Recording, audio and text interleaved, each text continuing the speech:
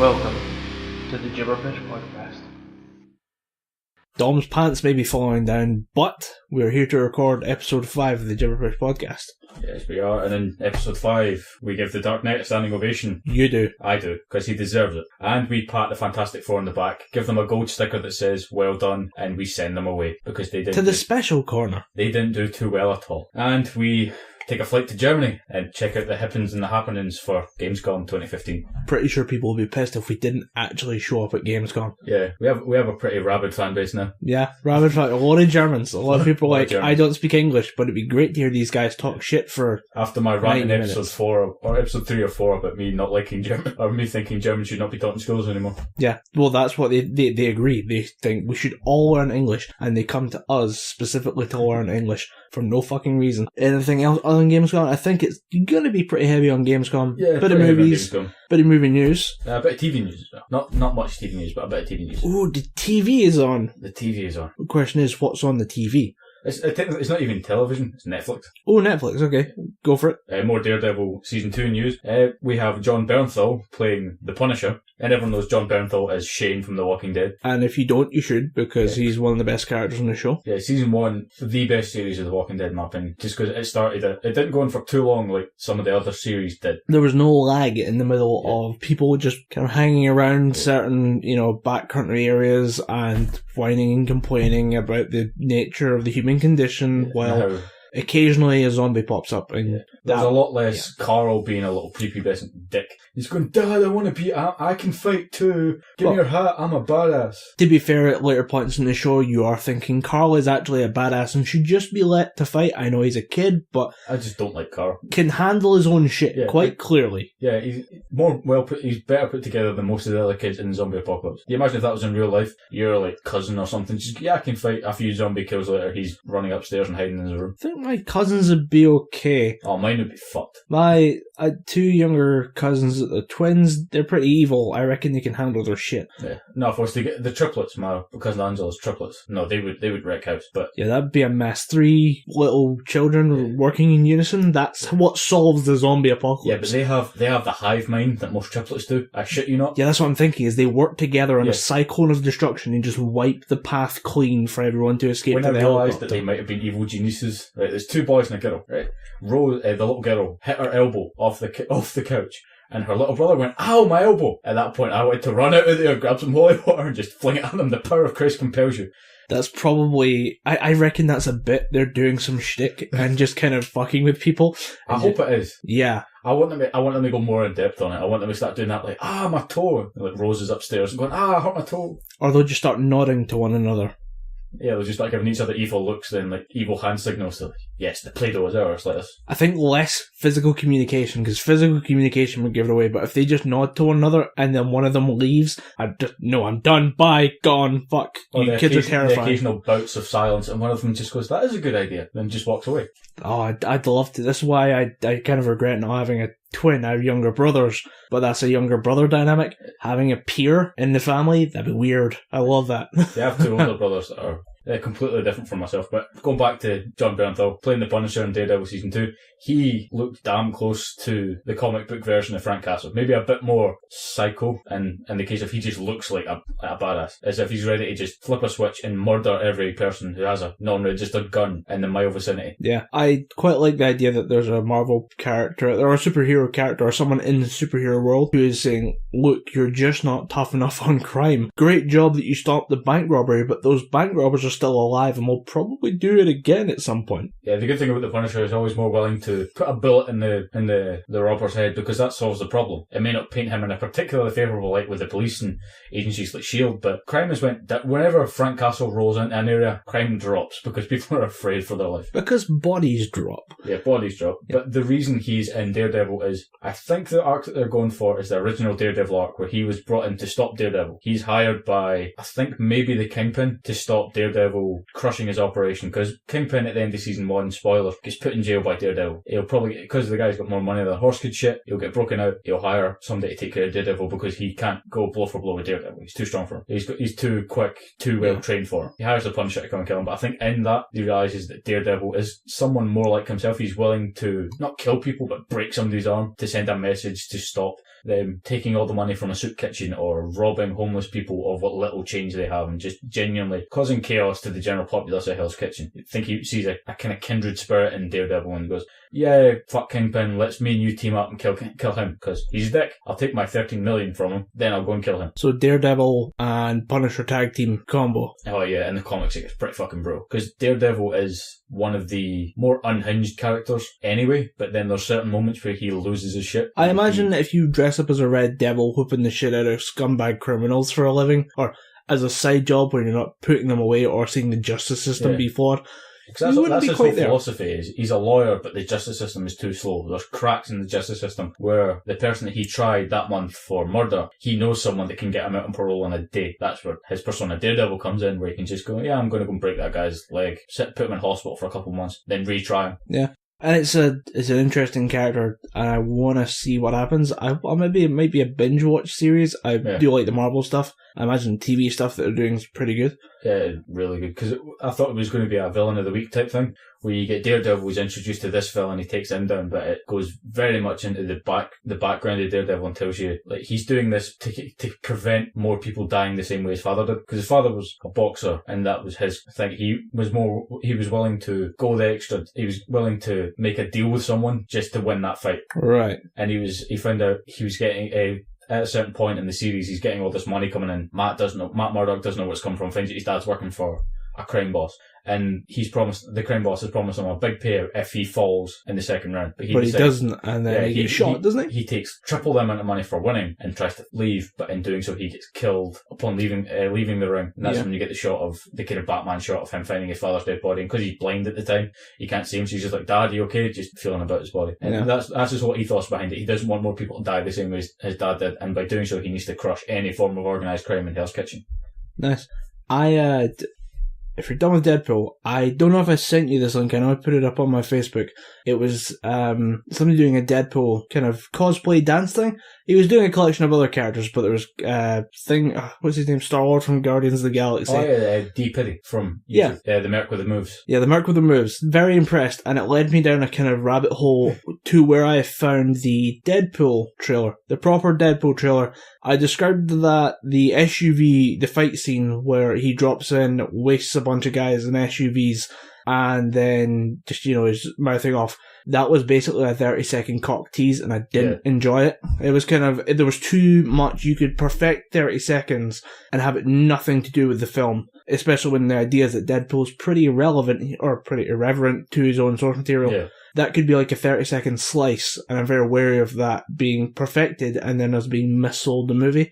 Now that I've seen a 30 minute, I saw a 30-minute trailer. Yeah, you saw the opening 30 minutes of the movie. It's like 2 minutes, 30 seconds. Yeah, 2.5 minutes, and definitely much more ready for sitting down to watch that film. Mostly because of the shot where he has a gunshot through his forearm, looks at it to see the guy who shot him and yells, "You motherfucker!" and then goes and whoops all the ass. And I can get on board with that much more as a character. I think it might be quite enjoyable. I'm all on board for Deadpool, but the one thing that I kind of went the opposite way, where you're getting more invested in it, I'm taking more of a step back, because it's the scene where he's being taken to the Weapon X program and he's on the gunny. Yeah. And they say to him, if I have a costume, please don't make it green or animated. At that point, I was like, oh, really? No, really? I think that's par for the course. Obviously, not very well versed in Deadpool as a character. Yeah, it's because Ryan Reynolds played Green Lantern. Yeah, no, it's because that happened, yeah.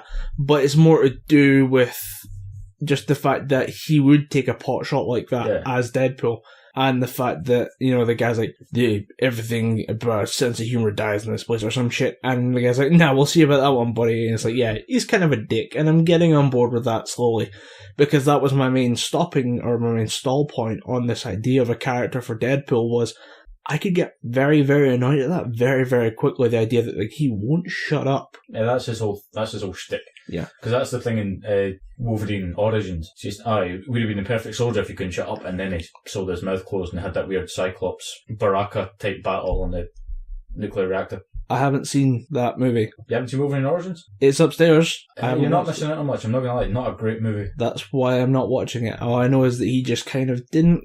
He was pointed out as being one of the highlights, and everything else was pointed out as being one of the lowlights. Yeah. So, yeah. I don't know if they're going to continue on from that. I think they might just leave it as is. That happened. It's the same Wade Wilson, because after Wolverine cuts his head off, you see at the end his eyes, he wakes up, his eyes open, and you hear a shh coming from it. So I think it might be the same Wade Wilson from that. Right.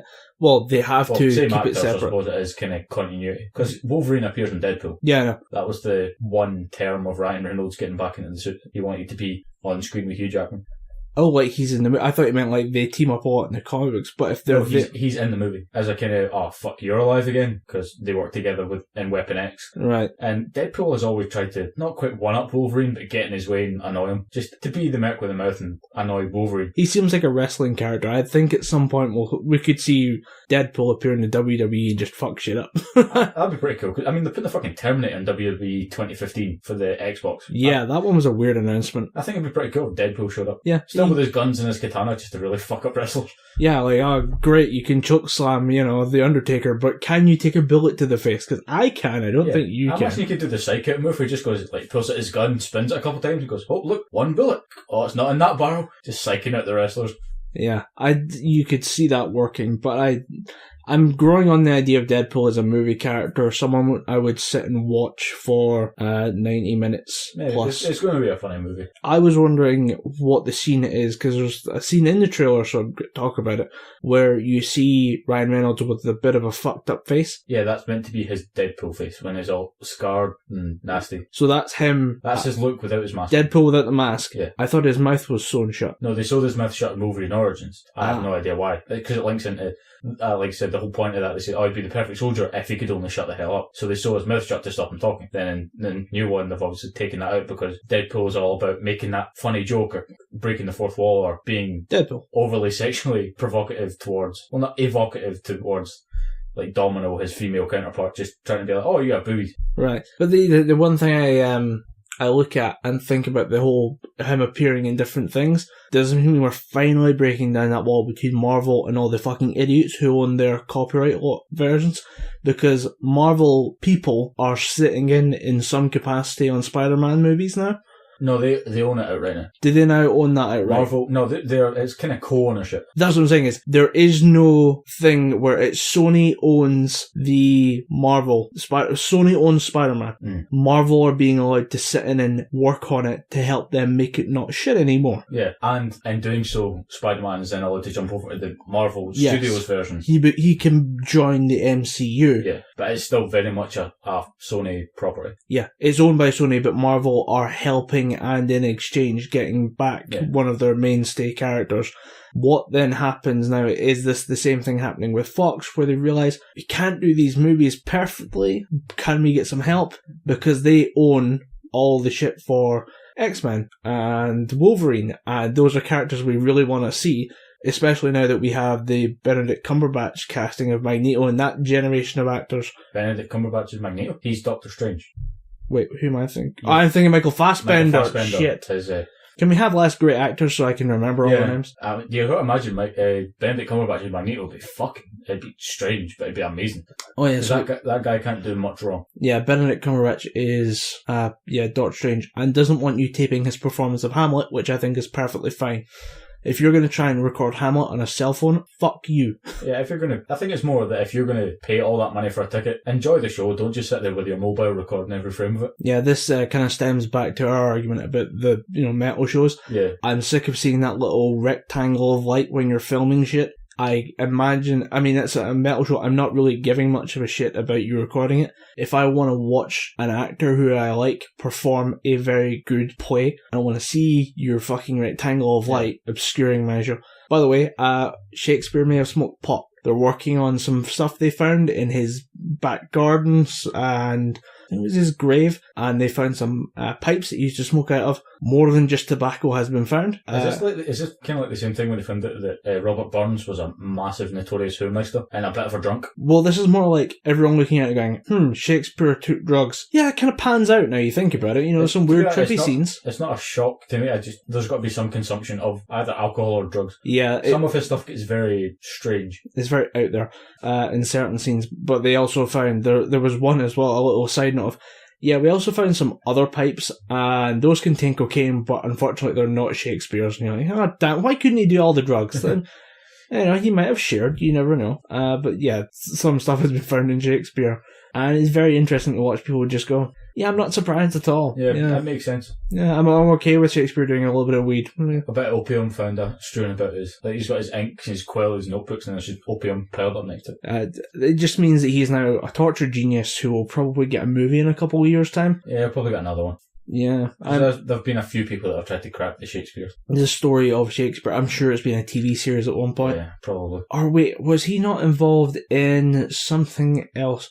No, I may be thinking of the wrong thing, but I think there was a show about Darwin as a younger man. Someone else famous. It was a BBC thing.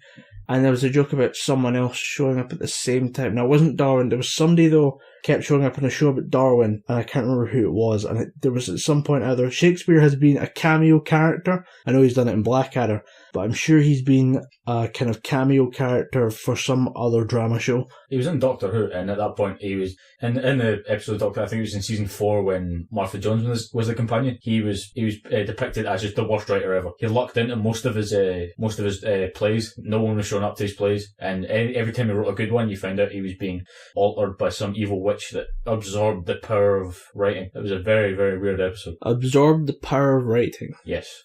Kind of a half-assed superpower, but yeah. Okay. They weren't witches, they were weird aliens that absorbed some kind of weird energy. Creative energy, neural links or some nonsense. It's one of that and the episode where with the pigmen and the Dalek humans, I always skip over that episode in season 4. Yeah. When we were talking about how to format the show, we were going to talk about doing maybe a segment of, what's on your playlist? You know, what are you listening to right now? What am I listening to right now? Yeah. What's on your listening device? Currently on my iPod, it's a lot of podcasts. I'm currently listening to a lot of Kevin Smith stuff on the Smodcast network. Yeah. One I'm listening to is Jay and Silent Bob Get Old. It's him and Jason Mewes just going for about an hour to 2 hours, just talking about shit that happened to them. Because Jason Mewes always does a section about, because he's a recovering drug addict, he always does his little section about stories that happened to him in the past about drug abuse. It's basically a show to help him keep clean, because if he's liable to several thousand people on the internet, he's going to get called out more often. It helps him keep on track. It's his little coping mechanism for his rehab. And in doing so, they talk about him going down to weird places in the South, picking up drugs and doing weird, nasty things for them. Then you get Kevin Smith talking about, I went on a plane, I was too fat for the plane, I got kicked off. Then how much he hates Southwest Airlines. It's a pretty good show. I hear a lot of hate for Southwest Airlines. Yeah, they don't like fat people. They don't like the more rotund gentlemen on those airplanes. They make you buy 2 seats if you're over 20 stone or something. 20 stone's a lot of dude, though. Yeah, they make you buy 2 seats. I have been at 20 stone before, and that was a mix of muscle and fat. It was a lot of fat. Yeah. If you were just 20 stone of pure fat, it's a lot of dude. Yeah, it's a lot of dude. Because I think at my heaviest I was about 18.5 stone, and I was pretty big then. And I'm not that tall, so it all kind of squashed down. I look pretty big. It's always funny when you look back at my old clothes and I find a pair of waist 45 jeans just out the hero me now. Yeah, it's quite fun to have the baggy jeans. Like, I did it. I made it to... I lost weight. I made it to slightly less fat. Booyah. Yeah. I'm no longer 18 stone. I'm 14.5. Anyway, let's wait. Yeah. But I was asking because I was setting myself up for, you know what's on my iPod?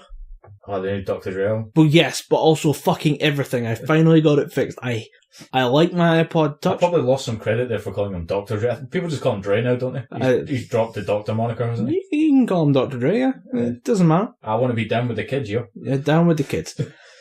Down with the dance from kids. But yeah, sure.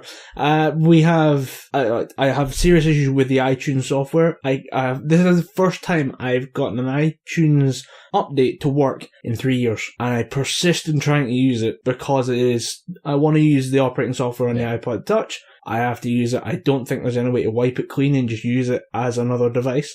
So I've kind of kept going with it. Finally got everything to work. It took fucking ages. I am moving stuff from one hard drive to my new hard drive. That took ages. Just the sheer volume of files. Yeah, it's just the amount of crap that's on there. yeah, you have to move some serious weight in order to get your actual iTunes library moving. And then uploading all the new stuff I've got. I've bought a lot of stuff. Like, I was looking at, I don't even remember buying half this stuff, but I'm going to throw it on anyway. And then the actual update worked. Half the problem, my CD driver wasn't working properly. The actual software that even recognizes the existence of the CD drive in the laptop was damaged. And I was worried because at a certain point when you're looking through the 40 different users guides that don't quite cover the subject properly, it points to it not being software anymore. It turns to hardware. And I couldn't lose this laptop because obviously it's the thing we record on. Yeah, I don't want to lose your it. laptop, and you probably synced a few beans into it. Yeah, it's fully covered, so the cost of repair wouldn't be an issue. I just send it away and get a new one. It's more to do with the fact that I don't want to lose my laptop for a week, especially because I'm going to be off at some point. I think I'm off for a couple of extra days next week, and I just don't want to be working without it for a couple of days, especially when it's something as stupid as a wire came loose. You kind of want to fix that issue, but you can't. You shouldn't. So I went in and did some mind-numbingly boring work through folders to try and find the problem. And it was a case of one little thing. I pushed one button, restarted the computer, problem solved. It took a long time though. It's a long time for that one button push, and it's a lot of work going into it. So if you ever see the referenced code 19 with regards to software and drivers, start fucking running, because it's a pain in the ass. But now I have everything up to date. But yes, new Dr. Dre albums on there as well, thanks to iTunes download, which was a pain in the ass as well. For some reason, it thinks I want to download it on my, computer, which was turned off, by the way. So it shouldn't have been able to download on the computer because the computer's powered down. So I don't know what it thought it was telling me when it pops up with a message saying your album has been downloaded. But then going in on the actual device itself, downloading through the iTunes software, also a bit of a pain. You have to go to the exact location that you don't think it's in and push the button there. Fucking horseshit. But it's there. I can't say I've had much of a terrible experience with iTunes. Most of mine's been pretty peaceful. It's been most times I've thought, there's not been a few episodes of that podcast in a while, and I went back and there's been 12 episodes that hasn't downloaded. I got that one as well. For some reason, the podcast software is occasionally a bit sketchy. Yeah, it's mostly to do with it's because they don't publish or host anything on there. They just put it, they just post it so other people can download it. It's probably something to do with the RSS feed. Yeah, that's the only problem I've really had with iTunes, and it doesn't like certain Amazon bought albums. Like we were talking about my copy of Alter Bridge 3, I found out that was because I downloaded it from Amazon, and there's something specific about it I didn't like, so I got it all sorted. I ended up just buying another copy of it. I got it for about £3 because I found out Alter Bridge 3, not one of their best albums. Or not one of their best loved albums, or do you actually not enjoy it? 3 songs in it I listened to over and over again, but apart from that I would not listen to the entire album. It's not that great an album. Well, I still would prefer their other 2 albums. Their first 2 albums are much, much better. Well, for the new Dre album, kind of a similar story. Not bad. Really enjoy it. Not what I wanted, because I think most people want another version of the Chronic 2001, which was great. There's a couple of really good tracks in there, and it's going to make its way into regular plays once I get more into it. But there's some stuff in there there's a track there. I'm a big fan of Dre's kind of stable of friends he works with. Eminem, Snoop Dogg, Exhibit, stuff like that. And then there's a lot of new people on there who are interesting to hear. It's a new voice, new generation. I think that's part of the album is, I'm old. I haven't done this shit in 16 years. I had an album I was going to release a couple of years ago. I scrapped it because it wasn't good, but I'm going to try again, newly inspired, looking back at my history. I'll try and bring something forward for a next generation. Let's see what happens. And it kind of works. In a weird way, it's not the best. I get really annoyed at some of the stuff on there, like Exhibit has a track, and I like Exhibit way more than I should for, white guy who, is not a rap fan, or not a white rapper anyway. And he has a really good track, and then somebody comes along and fucks it up with having what sounds like a mental breakdown on the track, which should be fine if it then cut off and went to a skit so I could skip the minute and a half of bullshit afterwards. But that's just part of the same track, so I have to listen to the part of the track I like, then hit forward to ignore it. So, not a fan of some of it, but there's a lot of good stuff in there. You probably won't like it because Yeah, I'm not a fan of rap. You know your thing. In any stretch of the imagination, not a fan of rap. Even when it was the done thing, everyone was listening to rap, I'll stick to my metal CDs, my metal records. Yeah. Just sit in the corner and jam out to some Def Leppard or some Linkin Park or whatever the hell was on my early 2005 iPod. Or not iPod, it was probably an MP3 player at the time. I definitely grabbed some new metal albums as well, just because they were lying around the house. Maybe not exactly metal, but there's a copy of the album versions or the studio versions of Joe Satriani albums in the house. Always enjoyable album. 186 tracks. Fucking hell. Not including the new one we listened to after we recorded the last episode. What's the name of that album again? I forgot the name of it. It's Supernova something face. Supernova something face. Supernova something. I can't remember the rest of it though. Supernova Shockwave or something springs to my mind. Yeah, and it's a good album, but that now means he's hit 200 tracks. Roughly, or just short of 200. You gotta imagine when Joe Satriani goes into the recording studio, he makes one track and goes, oh, I've got another idea for another one. Then by the time, he probably spends about 12 to 14 hours in that studio just writing albums. Just because he'll play one song and go, oh, I've got another idea for another song. Then his band will be like, oh, we've been in here for 10 hours, can we go and get lunch? Sure, go and get lunch. I have some solo shit to do. Yeah, but a hard-working guy, and has put a lot of content, and does a lot of touring. Yeah, I can't remember what his title was at one point. I think it was like the maestro of the guitar or something. Yeah. He earns a title of one of the best guitarists in the world right now. Yeah, whatever title he wants, he's definitely earned it through a lot of hard work, and it's been fun going back and listening to all the stuff that I haven't heard in a long while, because it's one of those things you kind of come off of and go back onto. I forgot how good Satch Boogie was. Outstanding track. Same with Beethoven's Fifth. Joe Satriani done a version of Beethoven's Fifth. I fucking love that track. I'm now worried I don't have that track. Oh, you need to get it. Yeah. And no one can fuck with Suffering with Alien. Every Joe Satriani fan, and even some non-Joe Satriani fans, have heard of Suffering with Alien, and it's just an outstanding track.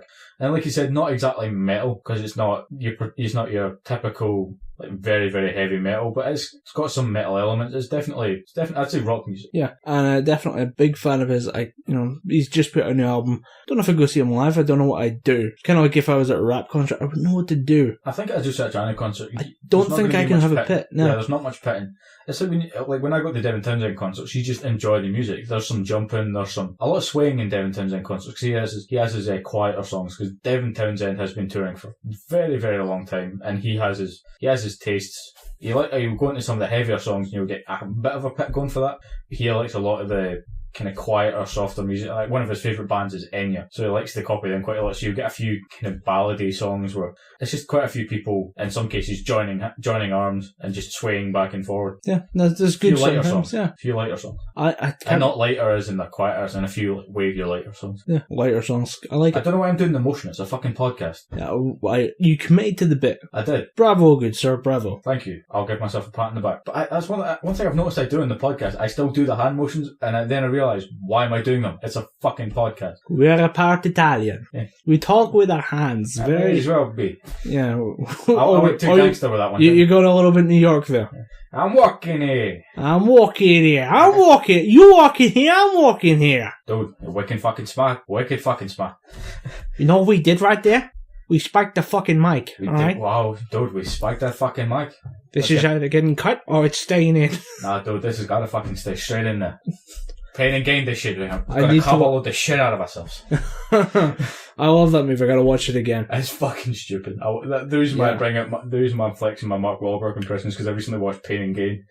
Fuck, I don't know what the fuck the story is in that film, but it is just stupidly enjoyable. Three friends think they have a great idea and it goes horribly, horribly wrong. The Rock ensues, Yeah, The Rock's in it. The Rock is kind of taking a little tank in my opinion polls this week. He's doing Baywatch. Yeah, weird one, but they're going apparently for a rated R, and I reckon with him it's a comedy rated R, or an action rated R. My thinking behind this is if they're trying to get another Pamela Anderson, they need to get a blonde-haired chick with big boobs. How many cosplayers are going to be right up there? I mean, I'd love to see Jessica Newgren in a Baywatch bikini. I think everybody at this point would. Yeah. She's going to get a lot of emails just going, hey, you were in Supersonical, you've got acting chop, maybe audition for Baywatch? Maybe. There's a lot of potential Pamela Andersons out there. I don't know who the rest of the cat. I know Zac Efron is going to be in there somewhere. Yeah, fuck that guy. But I don't know every husband Anything- across the nation's worst fucking nightmare because their wives always get distracted by that skinny little prick. Yeah, and he's ripped now too. Like, impressively. probably. You go, well done, sir. He's probably as thick as shit though. We don't know. But I just don't know what the mean, point of another Baywatch movie would You gotta think be. someone who looks as good as Zac Efron, you gotta think when you talk to him, it's just like, muscles! Yeah, but what do you think about what happened in the news this week? Six pack? Six pack? No. News. Are you saying he's a minion who's obsessed with muscles? Pretty much, yeah. He's on the intellectual level of the minions. Oh, banana! Oh, Banana. Protein chick. protein. Deltoids! Yeah, deltoids! Bodies! Bodies and deltoids! Push, press. Nothing wrong with push press. Nah, I can't do it. It's weird that sometimes your shoulder mobility goes right down the drain. Yeah. Especially after, I think I tried to do it after a game. My first game back in about 2 months. My first game, I thought, I'll go to the gym. I'll do my post game cool down. I'll cool down the muscles. I'll do some light push press. And I was like, nah, not happening. No. My shoulders are fucked. I've got a few shoulder exercises I'll show you afterwards that might help a little bit. Pretty easy to do, and it might help move arms. Yeah, It's they're all tightened up now. It's very hard to move my shoulders. Yeah, this is a problem that most people kind of face when you're normal. When you're not willing to eat several £1,000 worth of red meat and protein to repair your body instantly after a workout. Yeah, if you're not willing to spend 4 hours a day just kind of stretching out muscles that you just worked out, you end up with some kind of shoulder problem. It's always the shoulders because there's so many complex muscles there. It's a fucking mess. Shoulders and legs, because I think people overwork their legs. No such thing. You take that back. No, I think... As someone who just downed a litre of protein shakes to try and help repair his leg, Now, you know take what that fucking back. You know what I mean, though? People, because there's so many moving parts in the leg, people try and overwork them. They try and do too much with the leg. And at that point, they're too... Because my leg workout is I go on the treadmill, warm up the legs, and I do the different curling machines, and I do the leg press. Right. And I go max stack on the leg press, just to really tire them out. And I think most times I do that, because then your legs start feeling rubbery and jelly, like you can't stand on them properly. Yeah. I think people overwork their legs, so that they're the thing that you should really rest quite a lot, because if you have a leg problem, you find it fucks up everything in your everyday life. Yeah. If you can't walk right, or if you're limping, it tends to put a damper on most people's days. I actually hit the squat rack first, and then go to other stuff, and then go to the leg press last. And then I eventually found myself just kind of walking it off. But the thing is, I walk a lot normally because I don't drive. So I just have ready to go warmed up legs. It's great. So I just walk in. It does annoy people though when you just walk into the gym and go straight to the machines. I got some really funny looks for going straight into deadlifting. People fucking hate that. But the thing is, I was working and I'm in the lab and I'm lifting heavy things out of an autoliv. I'm basically doing deadlifts with lighter weights for most of the day. But no one sees that. So they just see me walk in, rack up some weights on the bar and then just start doing deadlifts, and it looks like I'm trying to hurt myself. Like just by walking and going straight for a complex. Do you go for exercise. the straight bar, or do you go for the trap bar when you do the deadlift? Straight bar. I always go for the trap bar. I don't know why, I just prefer using the trap bar. I can do the deadlift with the straight bar, but it's just something about it. I prefer using the strap bar. It is easier. It's a little bit easier. The grips are a bit more natural. I've not really noticed a difference. Out of the two, trap bar just seems easier. The way you have to position your hands on a straight bar puts more strain. I do the knuckles in, knuckles out thing. Knuckles out. Like I just have a normal kind of like a gorilla walking grip. Yeah, and the knuckle drag. Yeah. Walking on your knuckles. That's how I describe myself. Knucklehead and knuckle dragger. But that's my kind of grip on that, and your strain on your, the further out parts of the hands is bigger because with the trap bar, it kind of sits naturally with where your hand would be. Yeah. Whereas with that, it's just everything's stretched out, and that's why my forearms hurt like fuck for days afterwards. But it works, because your forearms do recover and gain strength, and you do eventually pick up a little bit more, and you get better. So it works for me. I don't know about you. I just wanted to get your opinion, because I've heard a lot of people demonising the straight bar if you're doing deadlifts, but I've not really noticed the difference. I'd like to try some other gear, though. I don't know, though. Yeah, there's this really, really weird thing that we have at the rugby club. It's basically two trap bars kind of stuck together. Right. So you get the equivalent of double the weight. It's basically a trap bar, but the space for the weights is longer. Right. It kind of looks like they've kind of Frankenstein two trap bars together. It is a weird looking machine, and it's fucking killer. You just pile on about 120 kilos, and they're trying to lift it. It's fucking heavy. Yeah. I'm back to enjoying the gym again, which is nice. Yeah, I've been to the rugby club gym, which is always taken, because the first team, they get priority because they're the top level of the team. They need to use it more. They need to be on peak for the games ahead. To be fair, the seconds don't really use it as much. It's only the seconds that are trying to go up a team, and me, because I want to get a better position in the team, because I'm getting older and slower. With the new guys coming up, I'm getting benched a lot more. I don't like that. Right. I'm trying to get back in. Because I put on a bit of chunk over Christmas and summer. I'm trying to lose that, get back into shape, and trying to steal my jersey back, because there's always that talk in sports. You have to earn your jersey. You have to earn your shirt. Right. And quite frankly, I've lost my shirt now. Because there's younger kids who can do the job better than me now, so I'm trying to get my jersey back. And it's fucking taking its toll. Because I almost tore my forearm trying to do deadlifts because I was trying to push it too much. And I just felt strain right in the forearm. And it's like, nope, that's going to fucking tear if I keep going. I'm going to go do my cool down. Yeah. That's why I fucking love foam rollers. My ab thing from a couple of weeks ago almost came back because I had just done the abdominal machine, and then I reached over to add more weight for the next set of reps. And because I just worked the abdominal muscles, everything's all raw and sore. And then you lean over and it goes, no. You're going to squeal like a bitch. And then just hurts you. And then you have to, I was sloppy. I should have gotten off the machine, moved normally, changed the weight, got back on the machine instead of just reaching over. It was an overextension and overcontraction of the muscle. My bad on that one. I was afterwards, I jumped off the ab machine and walked it off on a walk speed treadmill. I was just looking, you fucking idiot. It was all you. It's all your fault. You shouldn't have done that. You were doing so well and you fucked it up. You know, you didn't even listen to your own advice of take it slow, build back into it. You just fucked it up. Yeah, you just went straight in it. I think when I first found out about overextension is I went for about 10 minutes just doing sit-ups. And at the end of it, I thought, I feel pretty good. Then I went and watched some comedy on TV. And because your core, when you diaphragm is just hammering in and out, yeah. You move everything when you laugh. I thought, I'll be fine. I was just, wee bit tender. Then I watched Lee Evans' latest video. And Lee Evans is a funny motherfucker. I went and watched this and I was like, oh, fuck. Never doing that shit again. You find yourself gasping for breath, like holding your stomach, going, right, no funny shit, I'm going to go and watch horror films all night. Yeah. As long as I don't laugh or sneeze, because sneezing when you've done too many sit-ups is fucking kill. I had one thing where I did like 10 minutes of sit-ups, and then it was the next day, we had a like fitness test at school, and we did as many sit-ups as we could in a minute, so it's already sore. And then again, I watched Lee Evans, and I hurt myself laughing. Is Lee Evans in on this somehow? It might be. I think that's who he gets. Is that his big joke? He's like, nah, you hurt yourself. Probably. That's just, I'm going to make all these gym junkies hurt themselves. And I'm going to get more in gym fees because these people are going to go back and do more workout. I'll show those guys. I'll show those fuckers. Yeah. One thing that bugged me in the gym a lot, because if you go on the treadmill, you can plug in your iPod or you can watch TV. I'm getting really, really sick of people putting it on 0.5 miles an hour just to watch the fucking news. You're in the gym to work out. Don't fucking fire on a movie just because you get free Wi-Fi or you get free access to a television at the gym. Don't be sitting watching a movie or watching TV while you're working out. Yeah. Work out. Put on some music, because that's all I do when I go on the treadmill. I plug in my iPod because they have the little iPod clip, or I plug in my phone and just listen to music through that. Yeah. If you're there to work out, don't just sit and watch a fucking movie. I did that once where I was on the cross trainers, which I use a lot for cardio because no impact, no damage to yourself. It's just the muscle movement. It's kind of like when people go swimming because they've hurt something like a leg or an arm. Just because there's no impact, a lot better for you. And then we had the Avengers was on, just the first one. Yeah. Just happened to be on channel 4 whatever over here in the UK. That was on the machine.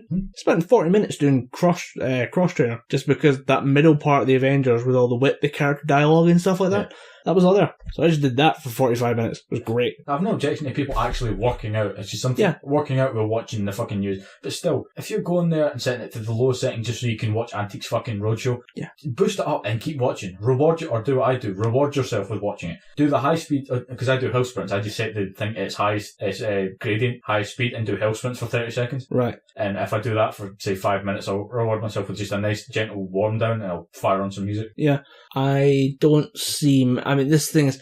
If these were older people exclusively doing this, that wouldn't be a problem. But this is people our age in their 20s and even younger, just kind of half-assing it in the gym. Like, you're here for a reason. Go for it. Don't just kind of amble along watching it. Don't just do the bare minimum to constitute a workout. Yeah, maybe that's us just being aggressive, testosterone-fueled sports people. Yeah, because we're damn men. We're horrible men. We're horrible people. Chop off our dicks, Dom. Chop off our dicks. Yeah. I like mine too much. I'm going to keep mine. But yeah, I think it's wrong. We've had that sports, because you at one point you were training to join the Marines. Yes. You were heavily involved in that, because I remember in high school you were beast mode training for that. That was actually just training for fun. That was a weird one. I always thought, because you were heavily invested in it, we'll say. I was always training for something, normally a sports thing. I was doing a lot of sports because I enjoyed sports. It was good to have a lot of academic stuff and then relax with something as simple as let's go play football, but then study the football. No, for me it was always just, I liked cycling, and I would cycle to just as far as I could until my legs got tired and I lost a lot of weight then rugby picked up, and I thought, I really like rugby again. I'm going to keep training until I get to a decent standard. Yeah. I was always training for something, but also the pair of us are battling morbid obesity. We're not going down without a fight on this one. We're chubby motherfuckers, but we've both been in the closer to 20 stone than we'd like to be. I've hit 20. I think the furthest I got was maybe, I think I said 19, maybe 18 and a half. At my heaviest, lightest, 18 and a half, and my absolute heaviest, 19. And I just, because at that point I was in college for the first time, just drinking 3 tins of Monster a day, eating stupid amounts of food. I didn't even need to eat. And now I've just thought, because I've cut out quite a lot of shit. I don't eat as much chocolate. In fact, I don't even eat any chocolate. I don't eat as much crisps. I eat a lot more fruit. Don't drink as much fizzy juice anymore. Yeah, it's a big one. All the crap. Because it makes you feel bloated. There's nothing worse than drinking or throwing back a tin of Dr. Pepper, and at the end of it you're just like, oh, yeah, feeling pretty bloated now. Not had fizzy juice in a while. Yeah, but no matter how much we're into healthy eating, we will never be as bad as anyone who shops at Whole Foods. Have you seen this recent news story about their asparagus water? Asparagus water? For fuck's sake. Yeah, the Whole Foods is basically a California brand. We have over here Holland and Barrett's, and that's for health supplements. It's not as bad as these other places. They sell, cashew nuts without any flavouring, which is tasty. Yeah, I prefer cashew nuts without any salt. Yeah, you get them in Tesco's. They're good they're mainly used for cooking. Yeah. I just like eating them. No. Yeah. Unsalted peanuts are really good because you still get all the nutrients from the peanut without any of the nasty. A lot of protein as well in nuts. Your nuts are good for protein. But that, ladies? My nuts are good for protein. The Dom has spoken. Specifically Dom. Only Dom. Yep. But they had a lot of They call me King Protein Nuts. It's where I get my protein stuff for protein shakes. And they have a lot of, your cod liver oil, the stuff that's actually kind of proven to work. Yeah, cod liver oil works, but I just hate the taste. It's really, because I get playing rugby and the position I play in front row, your knees take a lot of damage. And you think when you go for a tackle, you hit the knees anyway. My knees are going to get pretty fucked in a couple of years. I used to take cod liver oil just to ease the joints, but I cannot fucking stand the taste of it. Even the little capsules, the little pills. Do you want to meet the person who enjoys the taste of cod liver oil? Because I imagine it's Gollum with a crack problem. Yeah, probably. It's a horrible thing. Yeah. It's something you need, supplements or something I need to look more into, because it's always something I've shied away from. Yeah. Thinking, no, it's cheating, but it's not really cheating. It's extra help. You're trying to cheat the system. It balances out the gaps in your diet that you are not going to get unless you're eating perfectly. Yeah. And no one is eating perfectly.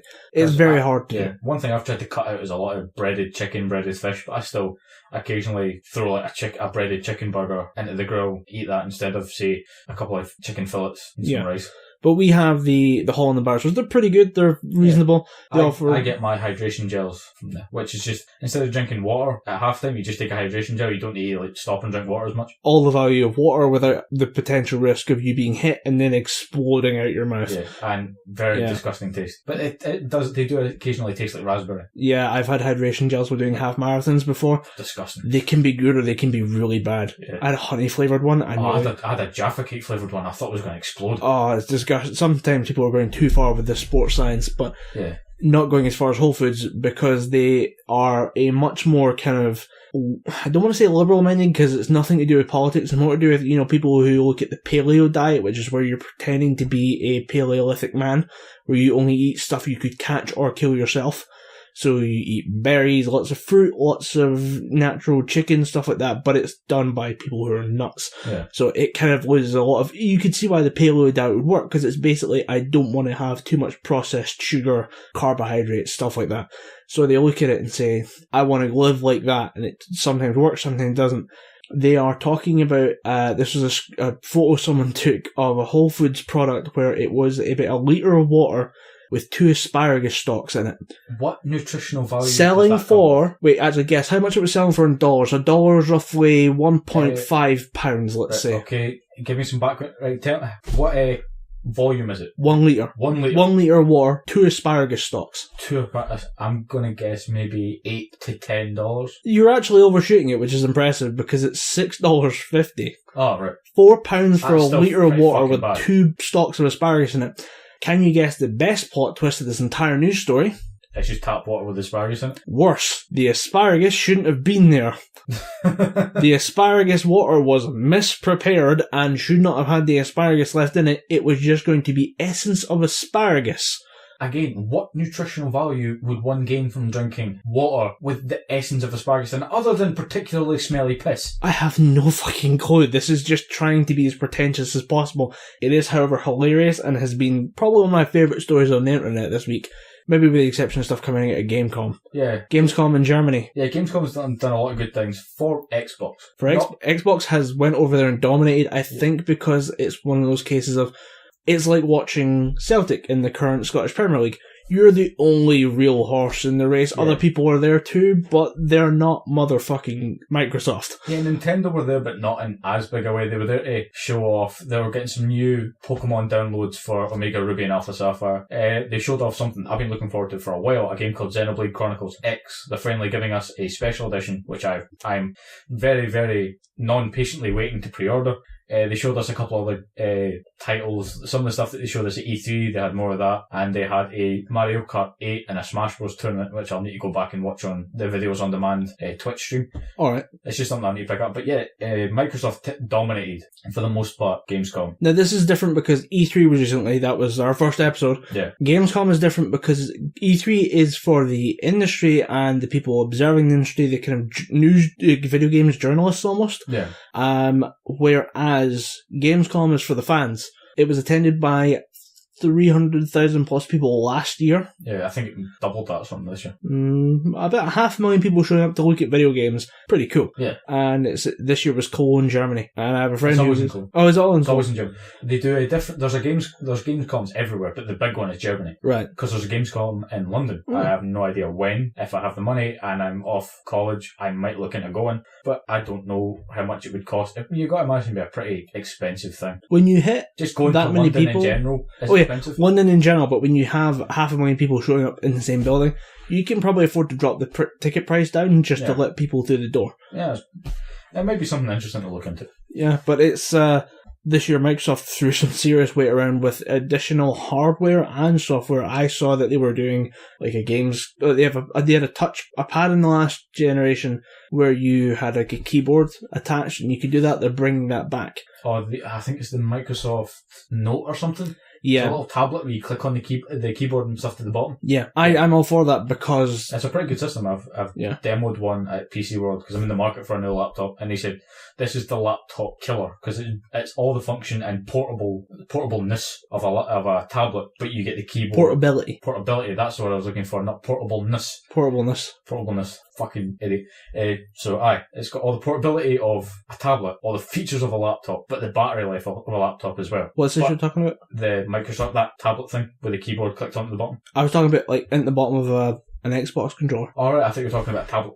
No. Sorry, wrong thing then. No, I was talking about just I know what you're getting on. It's just a little click-in keyboard. Yeah. I'm all for it because they had that in the 360 as well. 360 had it, but the entering a message on an Xbox or any console right now is a pain in the dick because you open up like a digital keyboard and move the cursor around typing. Yeah. When I can just move my thumbs and get a much faster message across. Have you tried sending a message on PlayStation 4? Yeah. They actually try and get you to input it using the touchpad. You can use touchpad isn't bad. Actually, it's pretty quick. I can use it pretty quick. Like, it wouldn't type a whole message with it. What does suck is when they try and get you to use what's called the 6-axis. You remember when this came out in PS3? Oh yeah, the little motion control. There's a gyroscope in the controller for those of you who don't know, and you can manipulate the mouse cursor, but you can manipulate the cursor with the 6-axis control, which is fucking horrible. You gotta imagine there's a few people trying to say, hi, how you doing, in a message, and they're saying, hell, fuck you, because they're moving about this thing too much. That would require you being able to hit the fucking buttons. This is nonsense. I imagine if you trained with it for a while, you could do it, but all it takes is 2 quick button presses and you're fucked. It literally was, I pushed 2 buttons just to see. I didn't understand what the combination linked to because there's like a quick guide and I was like, what do you mean that this thing, I pushed 2 buttons and what happens? I pushed it. Mistake. I was just like flying around, the cursor's going everywhere because You have no idea how much your hands are moving until someone's monitoring the hands. Even when you're just typing a message, you look at it and you go, holy shit, your hands are flying all over the place. It's great. It's an exercise in, hand control. How much hand-eye coordination. Yeah, and you have none. You think you do, but you have none. You think you're the master of this domain, you have been gravely misled. Oh, my dear sweet summer child, you do not know what a winter is. But yeah, they're announcing that for hardware. Software, they hit pretty heavy as well, as far as I'm aware. Yeah, software, would crossplay count as hardware or software? I think it'd be software because it's promoting... Crossplay, is there backwards compatibility? No, crossplay is the crossplay between Windows 10 and Windows Xbox. Oh, right, yeah. They're trying to smooth out the operating system. So Xbox One now plays on a Windows 10 based operating software. So that means that they can play games like Gears of War, Ultimate, which is the new HD remake for the Xbox One. They can then save their save data to the cloud and then jump on the PC and play Gears of War Ultimate on the PC. And the games that they're rolling it out with, like I said, they're going to introduce crossplay with Gears of War Ultimate and with Killer Instinct Season 3, right, which is a fighting game, just so you can save, because both those games are coming out on PC anyway, so any save data you have on your Xbox One from previous plays, you can just fire it up in the cloud and then drop it onto your PC, crack open boot up your PC and go straight into a game of Gears of War on your PC from the exact same save point you left in your Xbox. My only question about that is, why was your first thing you mentioned at the door that? Not Minecraft. That is the perfect example of what people would play Minecraft, but that's the games that they announced it for were. But that's the thing, is they're actually launching a Minecraft for Windows 10. It's back a couple steps. The current version is like 1.8, 1.9 is coming soon with a load of interesting updates. Yeah, story mode as well, from what I've heard. There's a story mode. There's a story mode on the normal, on 1.8. I thought story mode was getting pushed through now. I didn't know it was out. You might be thinking of Telltale Games doing a story adventure game like they do the Walking Dead series for the Minecraft story. That's happening as well. That might be pretty cool to look at. But then it comes against the question of, what the fuck do you do with a Minecraft story that we talked about last time? The movie. But they are releasing a special version of Minecraft for Windows 10, which is going to be like cut down a bit. There's some stuff missing. You won't be as far along. They're going to basically take it back and rebuild forward to the point of what we're at now with Windows 10, which is great. Makes a lot of sense, especially if you're going to try and push crossplay between PCs and consoles. You gotta imagine with Windows 10 they've got more space and freedom, more processing power to work with. So you gotta imagine they're going to do some pretty cool things with Minecraft on Windows 10. One of our friends, James, who listens to the show, has made the leap into Windows 10 and is doing a couple little tests on it. I think he's got it up and running now. He had it up and running yesterday and I think the day before, and he's just playing it, and he's very computer literate. Yeah. And he is basically just going and prodding things and checking stuff out. Testing his Twitch streams and shit. I'm going to be watching his stuff and then making my decision based on what he does. Shamelessly. I'm not even going to... You can be the first pioneer off the boat, my friend. I don't mind. Guinea pig pioneer. Good luck to you, my good friend. Please tell me when your computer fails, because I want to know before mine fails.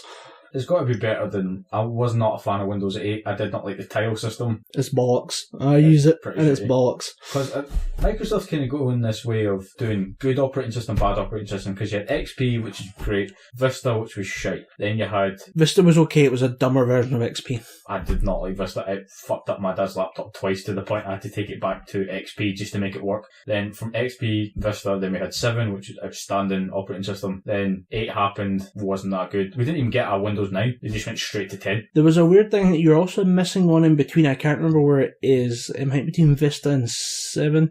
But there is one that was really bad to the point where no one talks about it. Because Windows Me? Oh, that's Millennium Edition. That was pre-XP. That was 95. No, but there was another version of something kicking around. There was a hidden version of Windows almost that nobody really wanted to talk about. And it was a case of they don't even acknowledge it anymore. It's weird. I did wonder, so why did we just go straight to 10? But I imagine 9... I don't know. Maybe 9 was started, got to a certain point and was scrapped, and they said, well, we kind of started something labelled 9, we now have to change it to 10 when we completely reboot our ideas. Well, the way I've always read into it, I think they kind of made... the way I've read into it is they've made 9 their mobile operating system. Right. Which is basically a weird version of Windows 8 anyway, so I think 9 was their kind of Microsoft Lumia software. Sorry. I could hear it, and I could see little things dancing. Yeah. I'm like, motherfucker! Don't worry, we'll kind of sit about an hour. That's cool. Yeah, I need to work on like my editing process where I just jump in. Like I took gaps out, and I was like, wait, I know none of the timestamps now because everything that was over like a half a second is now down to like 0.1 of a second. Yeah. I was like as a piece of software ran through, and went shorten. So I'll get that. So it's about 1 hour. Yeah, that's no problem. I won't be tapping it. I'll try not to tap the couch. It's just... It wasn't the tapping. It was the fact that you were like connecting with it. And it was my watch. No, it was like the hands. I could hear the hands connect, and then just kind of like it was like ripping paper, but in another room. I was like, motherfucker. It's just enough to pick up. So what were we talking about? Windows 9 was their operating software for the mobiles, but other stuff that come out of Gamescom was their games for gold are now backwards compatible for Xbox 360, Xbox One. This push for backwards compatibility is great. It's setting them apart from PlayStation 4, because PlayStation 4 was the big head honcho. They were the head of the race when they first were announced. But now Xbox One are kind of pulling away, saying, I think we're doing kind of better. They're not pulling away, they're catching up. Because at this point, PlayStation, there's been figures showing that PlayStations sell 3 for every 1 that an Xbox One does over here. I think that's going to change when they get the backwards compatibility and stuff through. But that's what's happening is Microsoft are now shitting themselves compared to like their previous generation of how it went that last time. Because that was an Xbox dominated market, no doubt about it.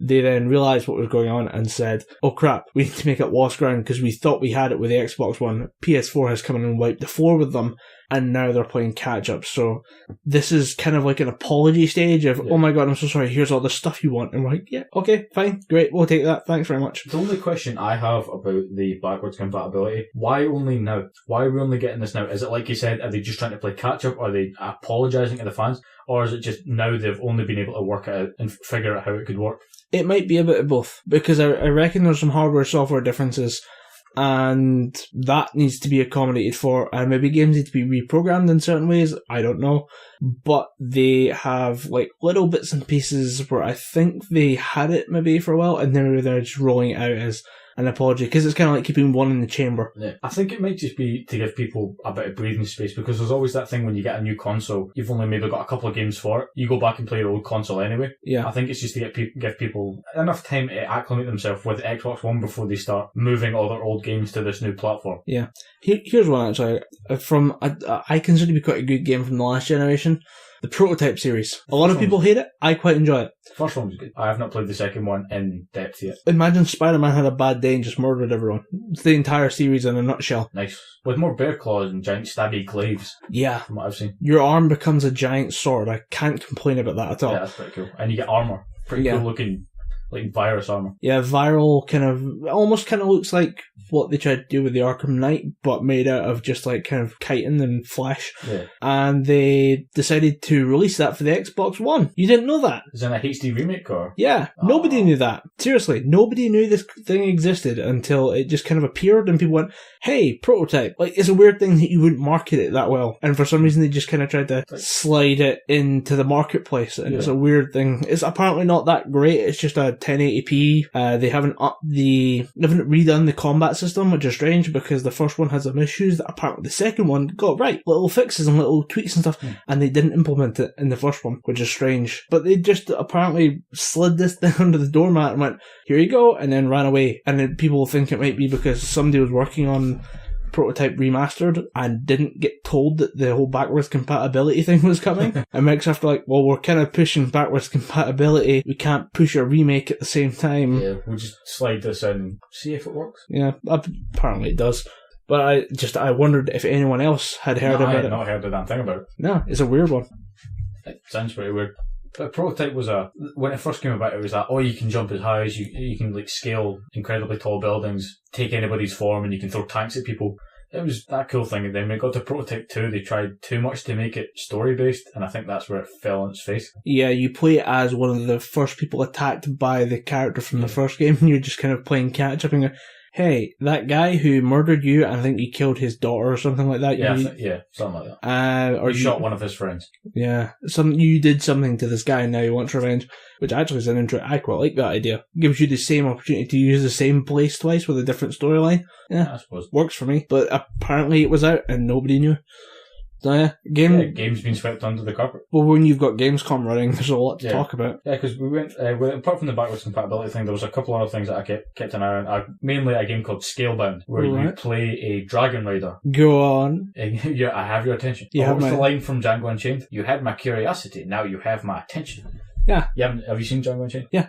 Brilliant. Several times. Great film. But Scalebound, you play a dragon. It's my favourite film about racism. Blazing Saddles is still my favourite film about racism. Shit, that exists. Blazing Saddles are a great film. Okay, we have a two-way tie that we need to marathon. Yeah. This week's Twitter question: what's better, Blazing Saddles or Django Unchained? I think that might go unbelievably in favour of... actually, wait, that might go both ways. Interesting. Yeah. A genuine question.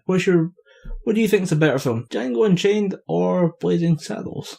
I don't know, because they're not... It's comparing two different films from two separate genres. Yeah, but which is one's better? An action film, one's a comedy. One's a parody and one's a meant to be taken seriously film. But which is better? Which is better? But which is better? Yeah, that's a weird one. I'm Twitter going with is- Django.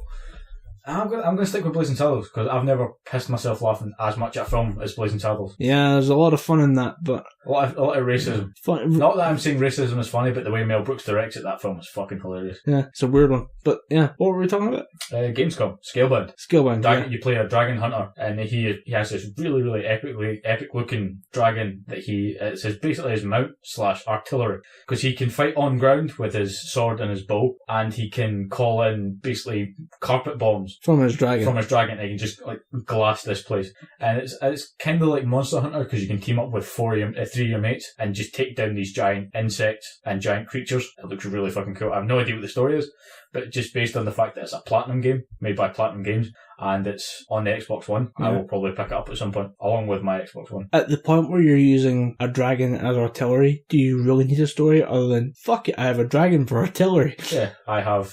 Let me call in some support from my fucking dragon. And they've also worked it in, kind of like Devil May Cry, how at a certain point when you built up meter, you could transform into your Devil Trigger mode.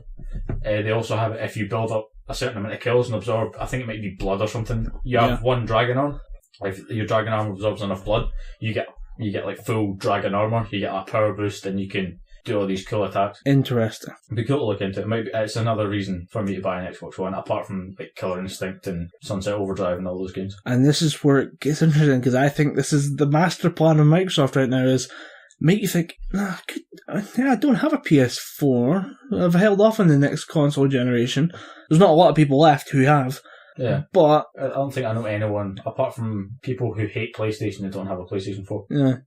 I think they are basically trying to win you back into thinking, because even if it's not time for, even if there's not a lot of us, if there's not enough of us left who don't have the next generation console, maybe we're now at the point where it's acceptable to have two of the next generation consoles. Like that became a thing later on towards the end of the next generation, where it was, I've got a PS3, but I also play my 360 from time to time. Yeah, that's always been the case for me, because I done it the weird way last generation. Most people went from Xbox 360, then picked up a PS3.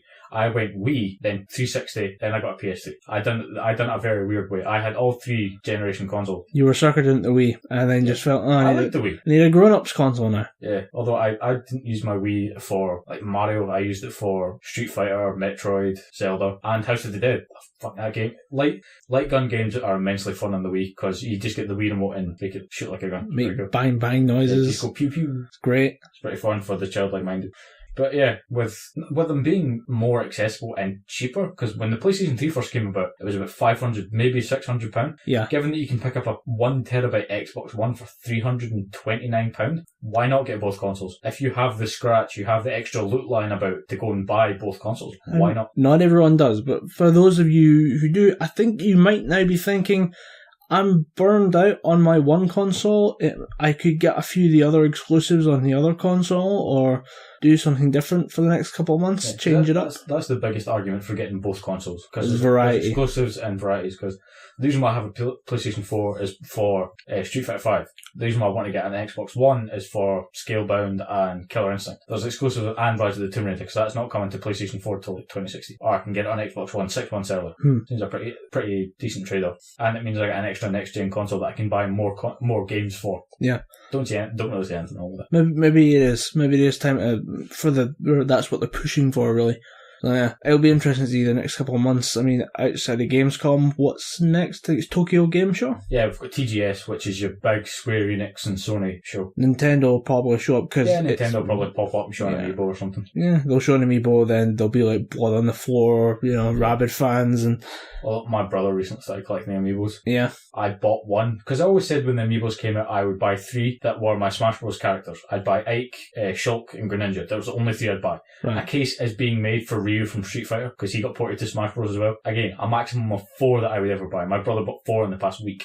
Shit. The fever has hit him something fierce. He got them amiibo shakes. He got them amiibo fever. Yeah, amiibo fever. It sounds kind of horrible. Yeah, it's something. I mean, he's got the money to do it. He's got a pretty decent paying job, and Gordon's always been the person, if he has money, he'll spend it. Because over the past month, we have upgraded from a 21-inch TV to a 50-inch TV. Got a PlayStation 4, a Wii U. He's bought himself a new DS, and he's bought several other things, and a holiday on top of that. Yeah, When Gordon has money, he spends it, and more power to him because he's never had a high paying job before. Yeah, and if this is how much to spend his money, fair enough. I don't mind because I get a shot at the PlayStation 4 every now and again. On a 50-inch TV. Your eyes are looking further apart. Are you just trying to compensate for the sheer scale of television you're observing? I have to sit as far back as humanly possible. Yeah, you're in the hallway, just playing with a game. Happened? I'm playing Arkham Knight. I'm fighting the Riddler. I think. It looks. I see green. It might be the Riddler. Yeah, I gotta watch it from the other room because it's frigging huge. Yeah, I mean, because we're used to. I mean, our old TV is now a PC monitor, right? So, which is pretty big for a PC monitor. I'm used to seeing everything on a 21-inch screen. Then you upgrade to that, everything just looks much bigger. And standard definition TV does not look anywhere near as good as it did on the smaller screen. Yeah, you see tiny little imperfections that you didn't see before. Yeah, it's a weird one. If we're gonna have to go back at some point, we're gonna have to go back and explain things to the next generation.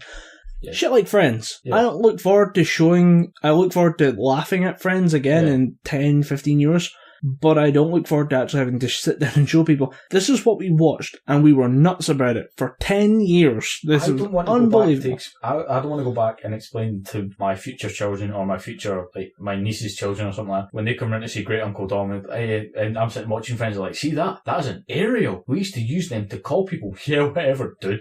And they're walking away using their phone because they have some weird implant in their hand. They just hold up their hand to their head in the shape of a phone that acts like a phone. Yeah. As they teleport to the next dimension. Yeah. I don't want to have to explain Friends to my future children. It's funny because none of them have. Apparently, there was a thing in.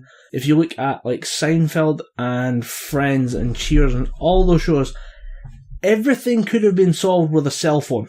Yeah, every phone call. Yeah, every all it took was, I don't know, because it's all most sitcoms are based on a miscommunication or a misunderstanding. Yeah. Now we just phone or text and solve that shit and it's done. You do raise a good point now, because every single issue that happened with the Ross and Rachel story across 10 fucking seasons of that show could have been solved with a simple, don't do that or I'll phone you. Yeah, or hey, don't go. Or the whole we were on a break thing could have been solved with one text of, or a Facebook Can message. We talk tomorrow? That would have been it. Yeah, we need to talk. Send them a Facebook event, lunch tomorrow, meet me there. You'd send a Facebook event for a meal? I don't use Facebook events that much. I would try to... It can be that casual. Yeah, it can I thought event was like happy birthday or like let's all go get hammered in Edinburgh.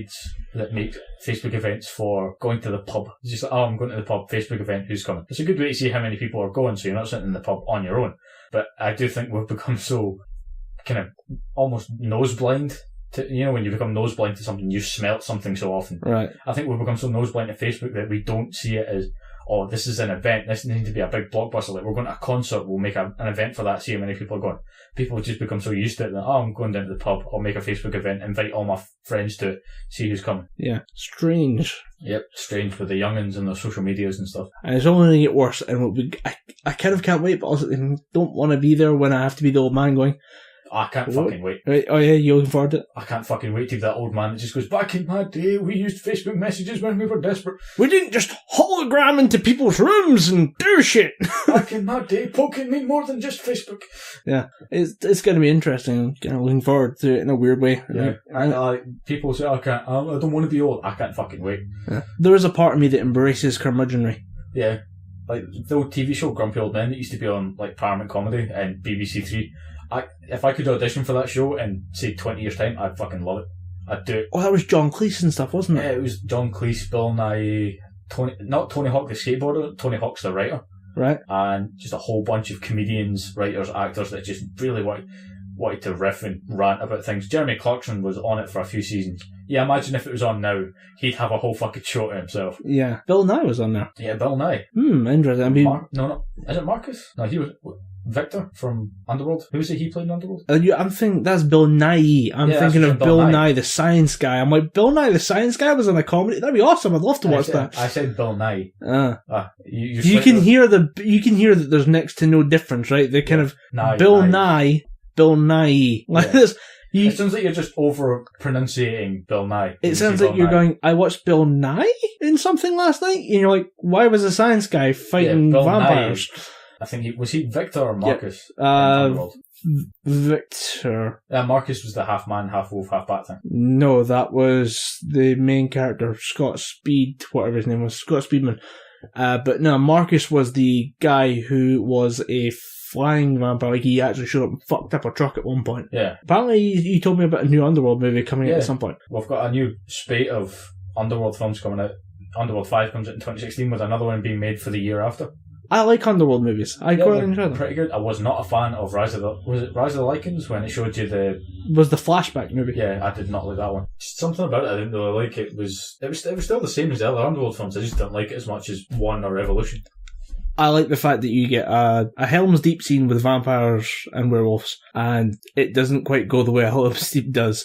It's more of a kind of one-sided slaughter. Yeah, it was very one-sided, because it may as well have just been called Lycans. It was very loosely based in the Underworld realm. I do like their story of just kind of, we were the oppressed underclass, beaten and treated as slaves. Now it's time for our fucking turn, and there's like a wee bit of pushback. Because when you read through the Underworld series, you always take it from the view of the vampires. You think the vampires are the good guys, then Rise of the Lycans turns out on its head. Vampires are very much the bad guys. And that's why I like it.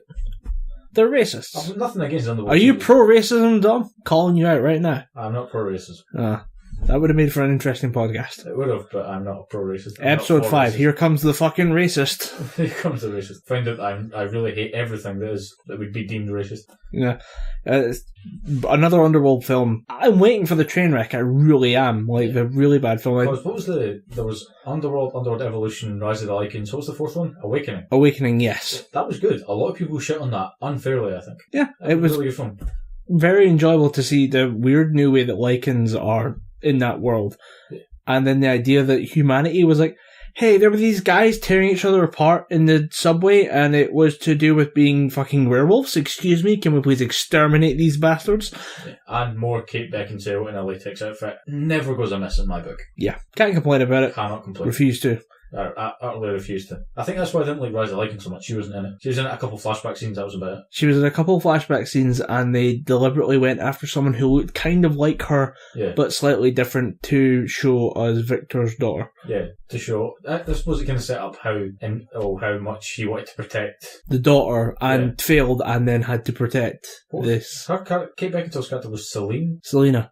Yeah, it shows how much he wanted to protect her, because it reminded him of her daughter, who he summarily executed. Yeah, it justifies the existence of certain subplots later on, and I don't mind that kind of. I don't like this kind of prequel culture that kind of exists right now, but every now and again, we needed to go much more in depth into that.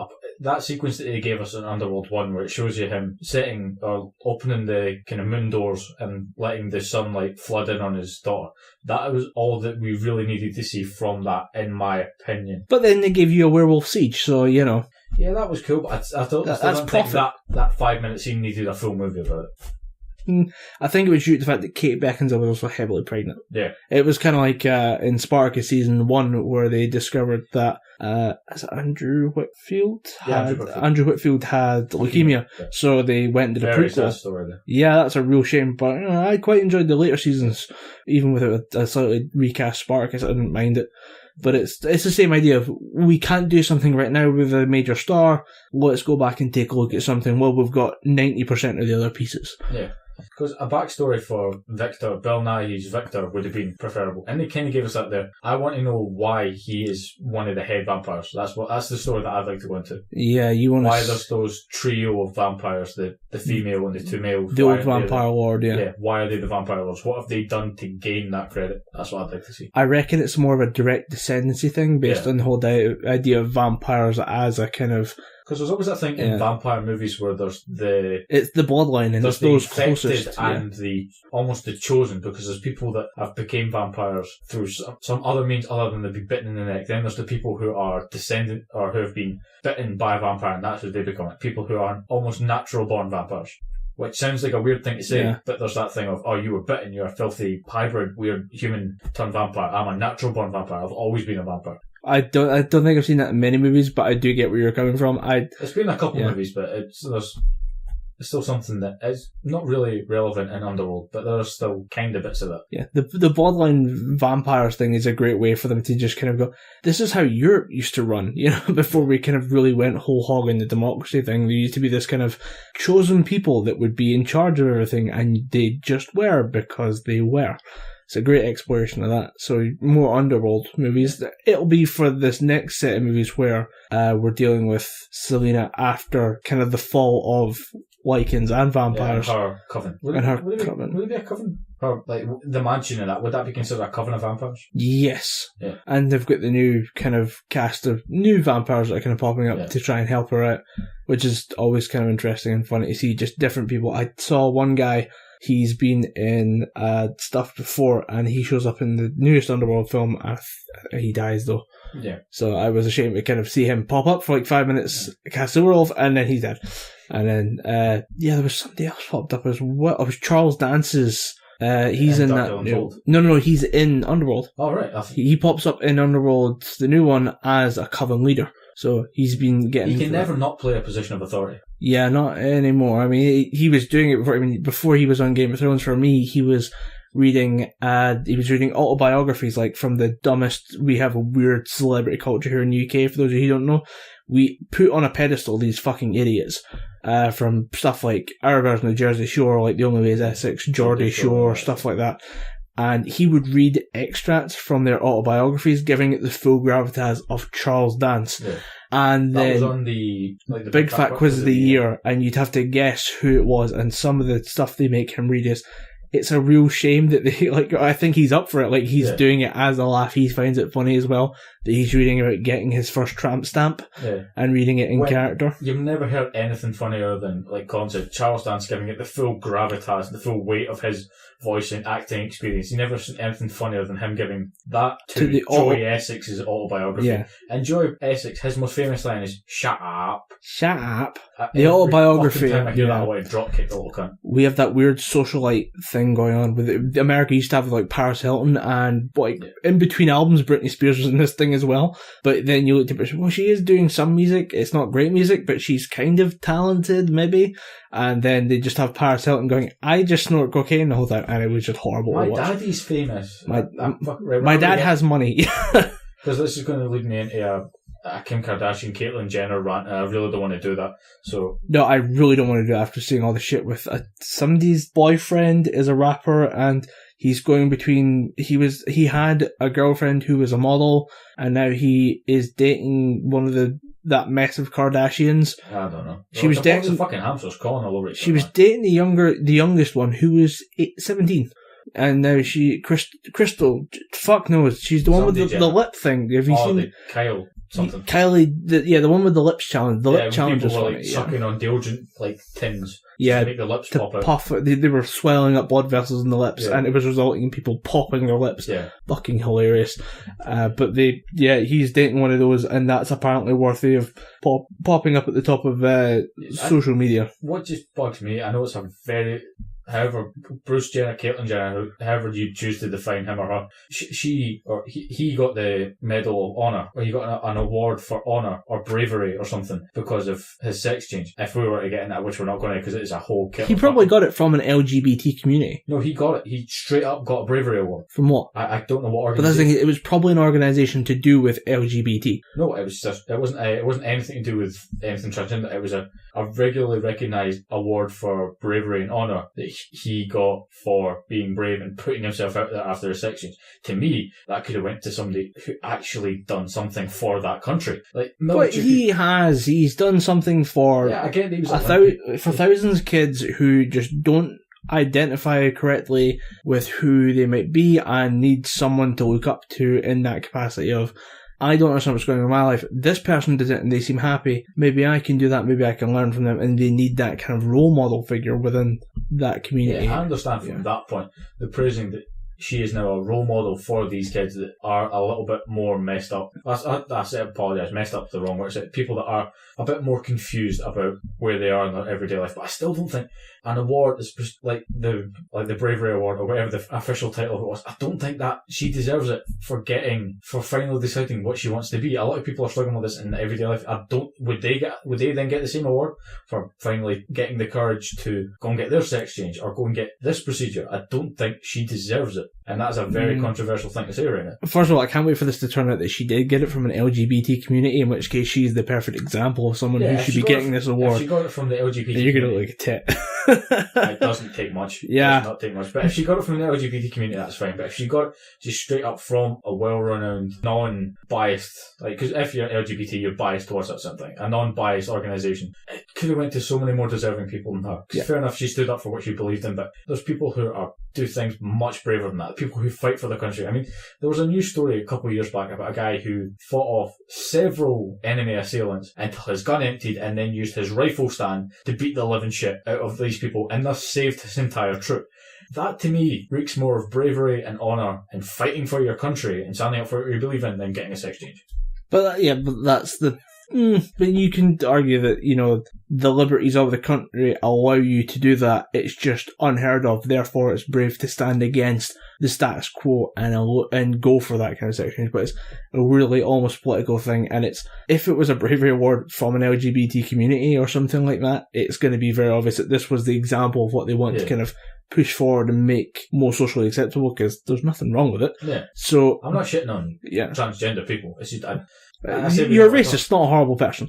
But the thing, I'm a horrible person, not a racist. Yeah, but the whole thing of it should have gone to someone with a military service record for military service. I just think it should have went to somebody a bit more deserving. But the military should maybe only be recognised by the government, the people in the military, within a very kind of different setting than praising someone for getting a gender change. And I really am going to Google this the second we stop to find out where this award comes out from. I say the military just as an example, but I still think there's so many more people out there that are more deserving of an award for bravery. Yeah. Not just necessarily people in the military, people in their everyday life that have done things much more deserving of an award or of recognition of a brave act. Yeah. An everyday heroes type of thing. Yeah, that's what I think that award went to. And she's not really an everyday hero. No. She's someone on a different status level. And this is something that you missed. You said you were going to talk about this, but you said you were going to talk about Batman and things, and apparently Batman has been screened to a select group of elite people. Yeah.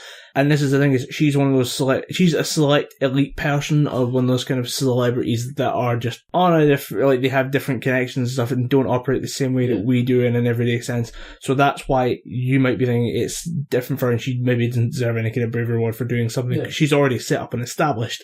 There's nothing... No, it's not that she's set up and established. I just don't think so many people in this day and age take that leap and get that sex change because they could be a man that identifies as a woman or a woman that identifies as a man. There's so many people that do this and get recognition for it. Because people one of the biggest talent scouts for sport right now, I think might be in boxing in the UK. She's a Scottish woman, but she wasn't always a woman. Yeah, she was born as a man.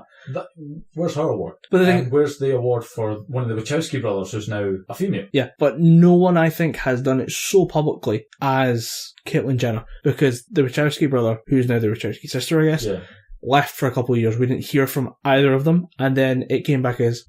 I'm the Wachowski brother, this is the Wachowski sister. And then that boxing talent scout, or the manager, or whatever she is, wasn't there for a while as well. No one has been so public and she was heavily scrutinised during the whole process.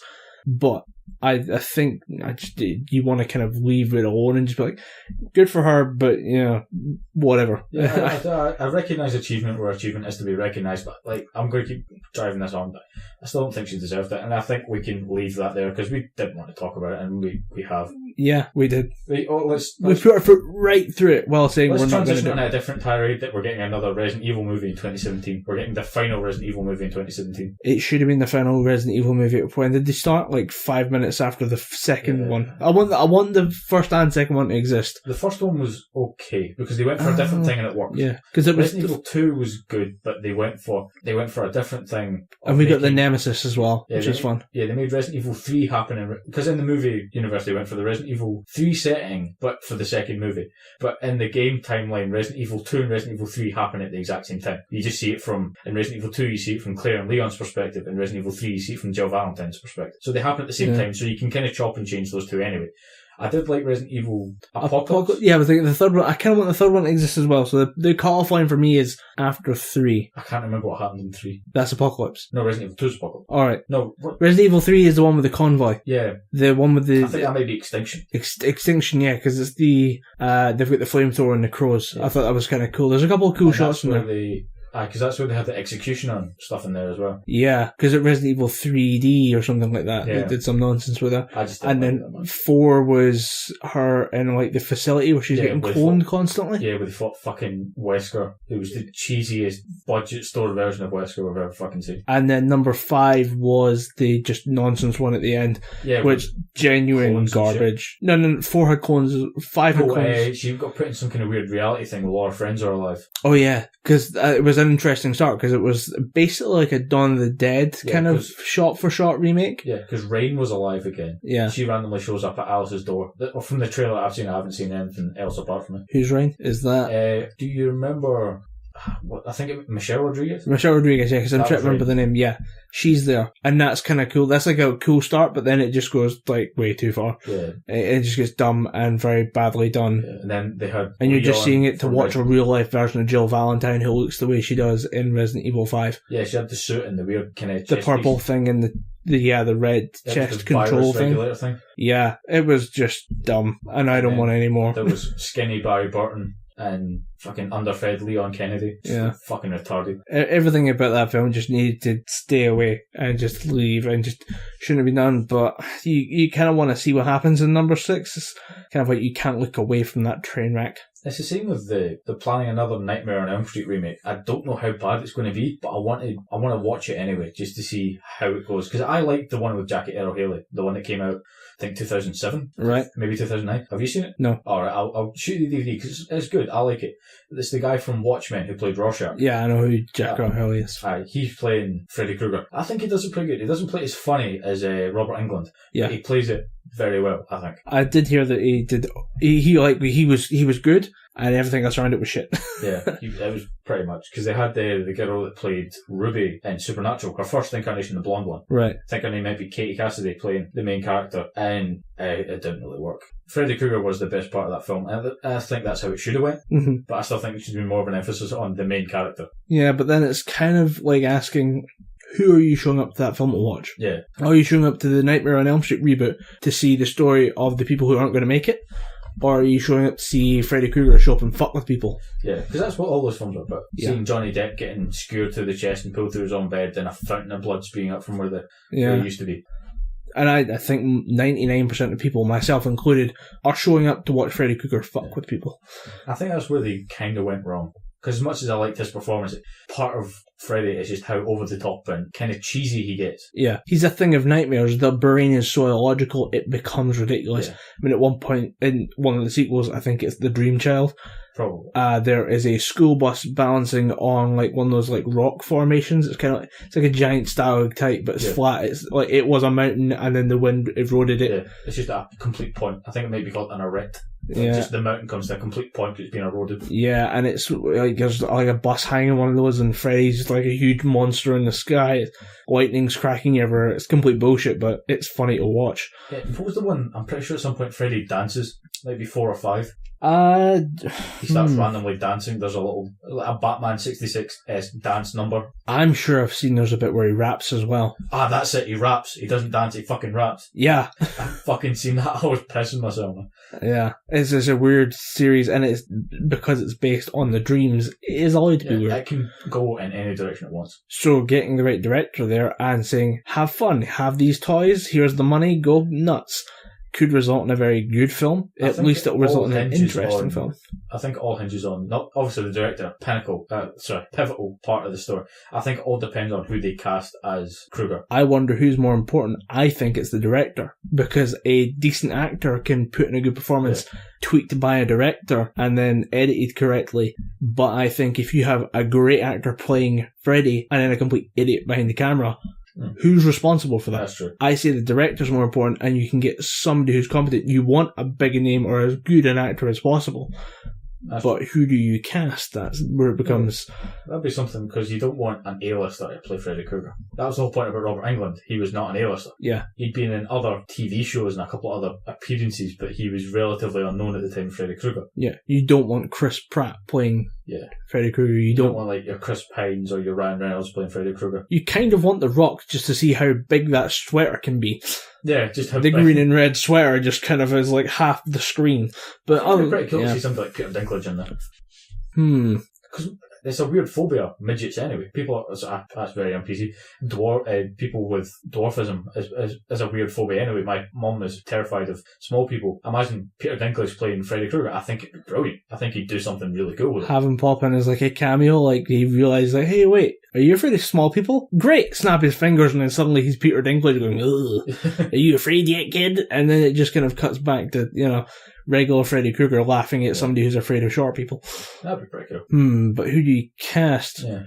Swing for it and go for Mel Gibson. Dude, I think you might just hit the nail on the head there. Yes, we just did it. Mel Gibson, he's pretty insane as it is. Yeah, when he shows up and says he's gonna do stuff to your dreams, you believe he might actually try to do stuff to your dreams. If you hear Mel Gibson walking up to you going, 1, 2, Freddy's coming, you'd probably shake your pants. Yeah. Because you know Freddy's an anti-Semite. Yeah. Bit of a drunk and an anti-Semite. Yeah, he's a bit of a drunk guy who's going to show up, wreck shit, and then spray a swastika in your room. You're going to have to explain that. Shit on your pillow for no other reason than he wants to. Other than, I'm Mel Gibson, here we go. Are you ready? Hold on tight. Yep, it's going to be alright. Because him in Expendables 3 was fun. He was mental in Expendables 3. Yeah, I think the completely DVD unhinged. DVD for that's around somewhere, but I'm more interested in watching Machete Kills.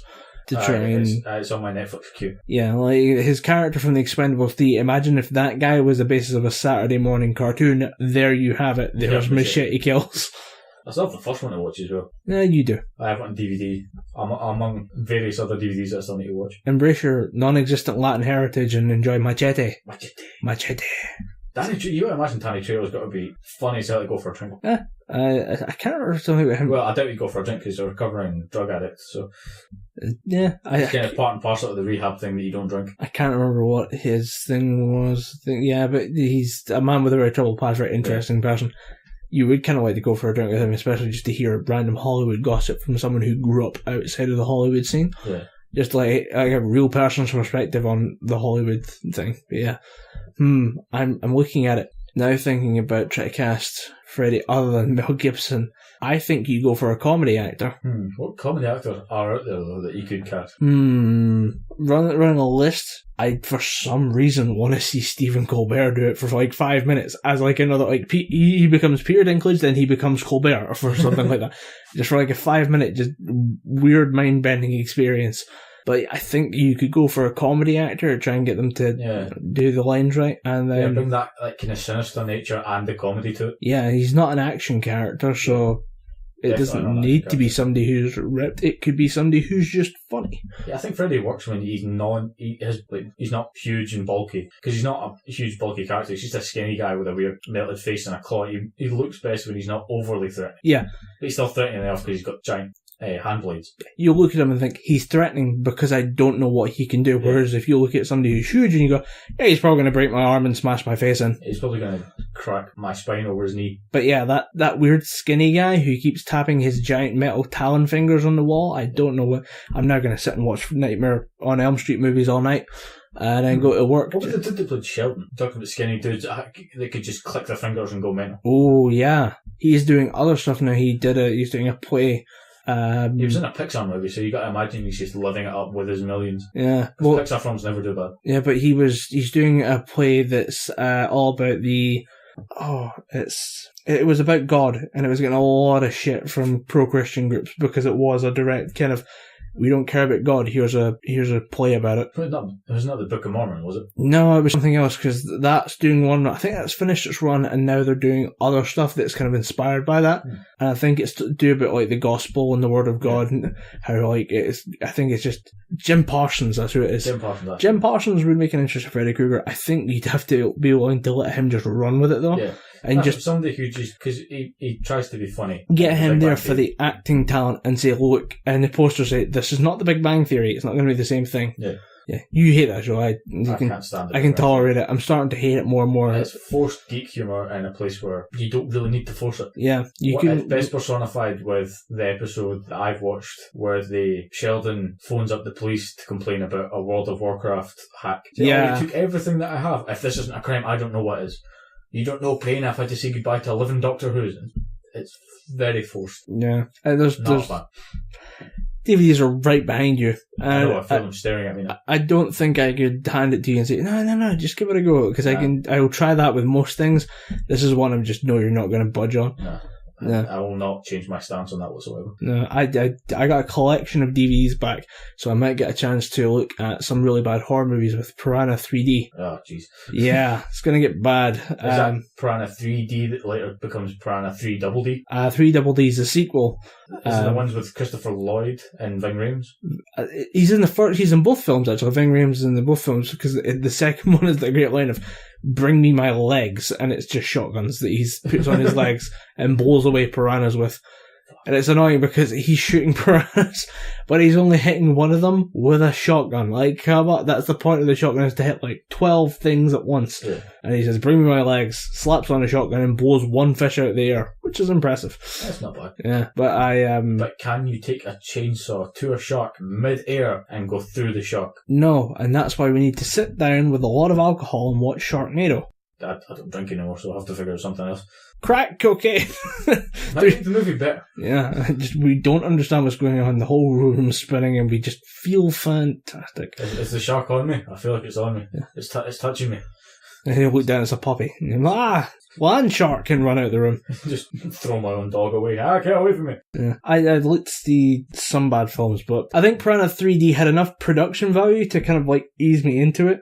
And that might be a good starting point, really, for the whole experiments with really, really bad movies. But I was working this week, so I've not done much other than watch some occasional Twitch streams. I watched some this morning and some yesterday, and just been trying to work my way through. I mean, I watched Advent Children this morning, because we're maybe going to mention Final Fantasy VII getting a remake as well, because PlayStation had to announce something to stop Microsoft completely winning Gamescom. Yeah, they announced more on that at Gamescom. Specifically, the footage that I've seen, or the images that I've seen, was Cloud and Drag. Cloud is in drag constantly. I don't know what that guy is, but he's not like a bro.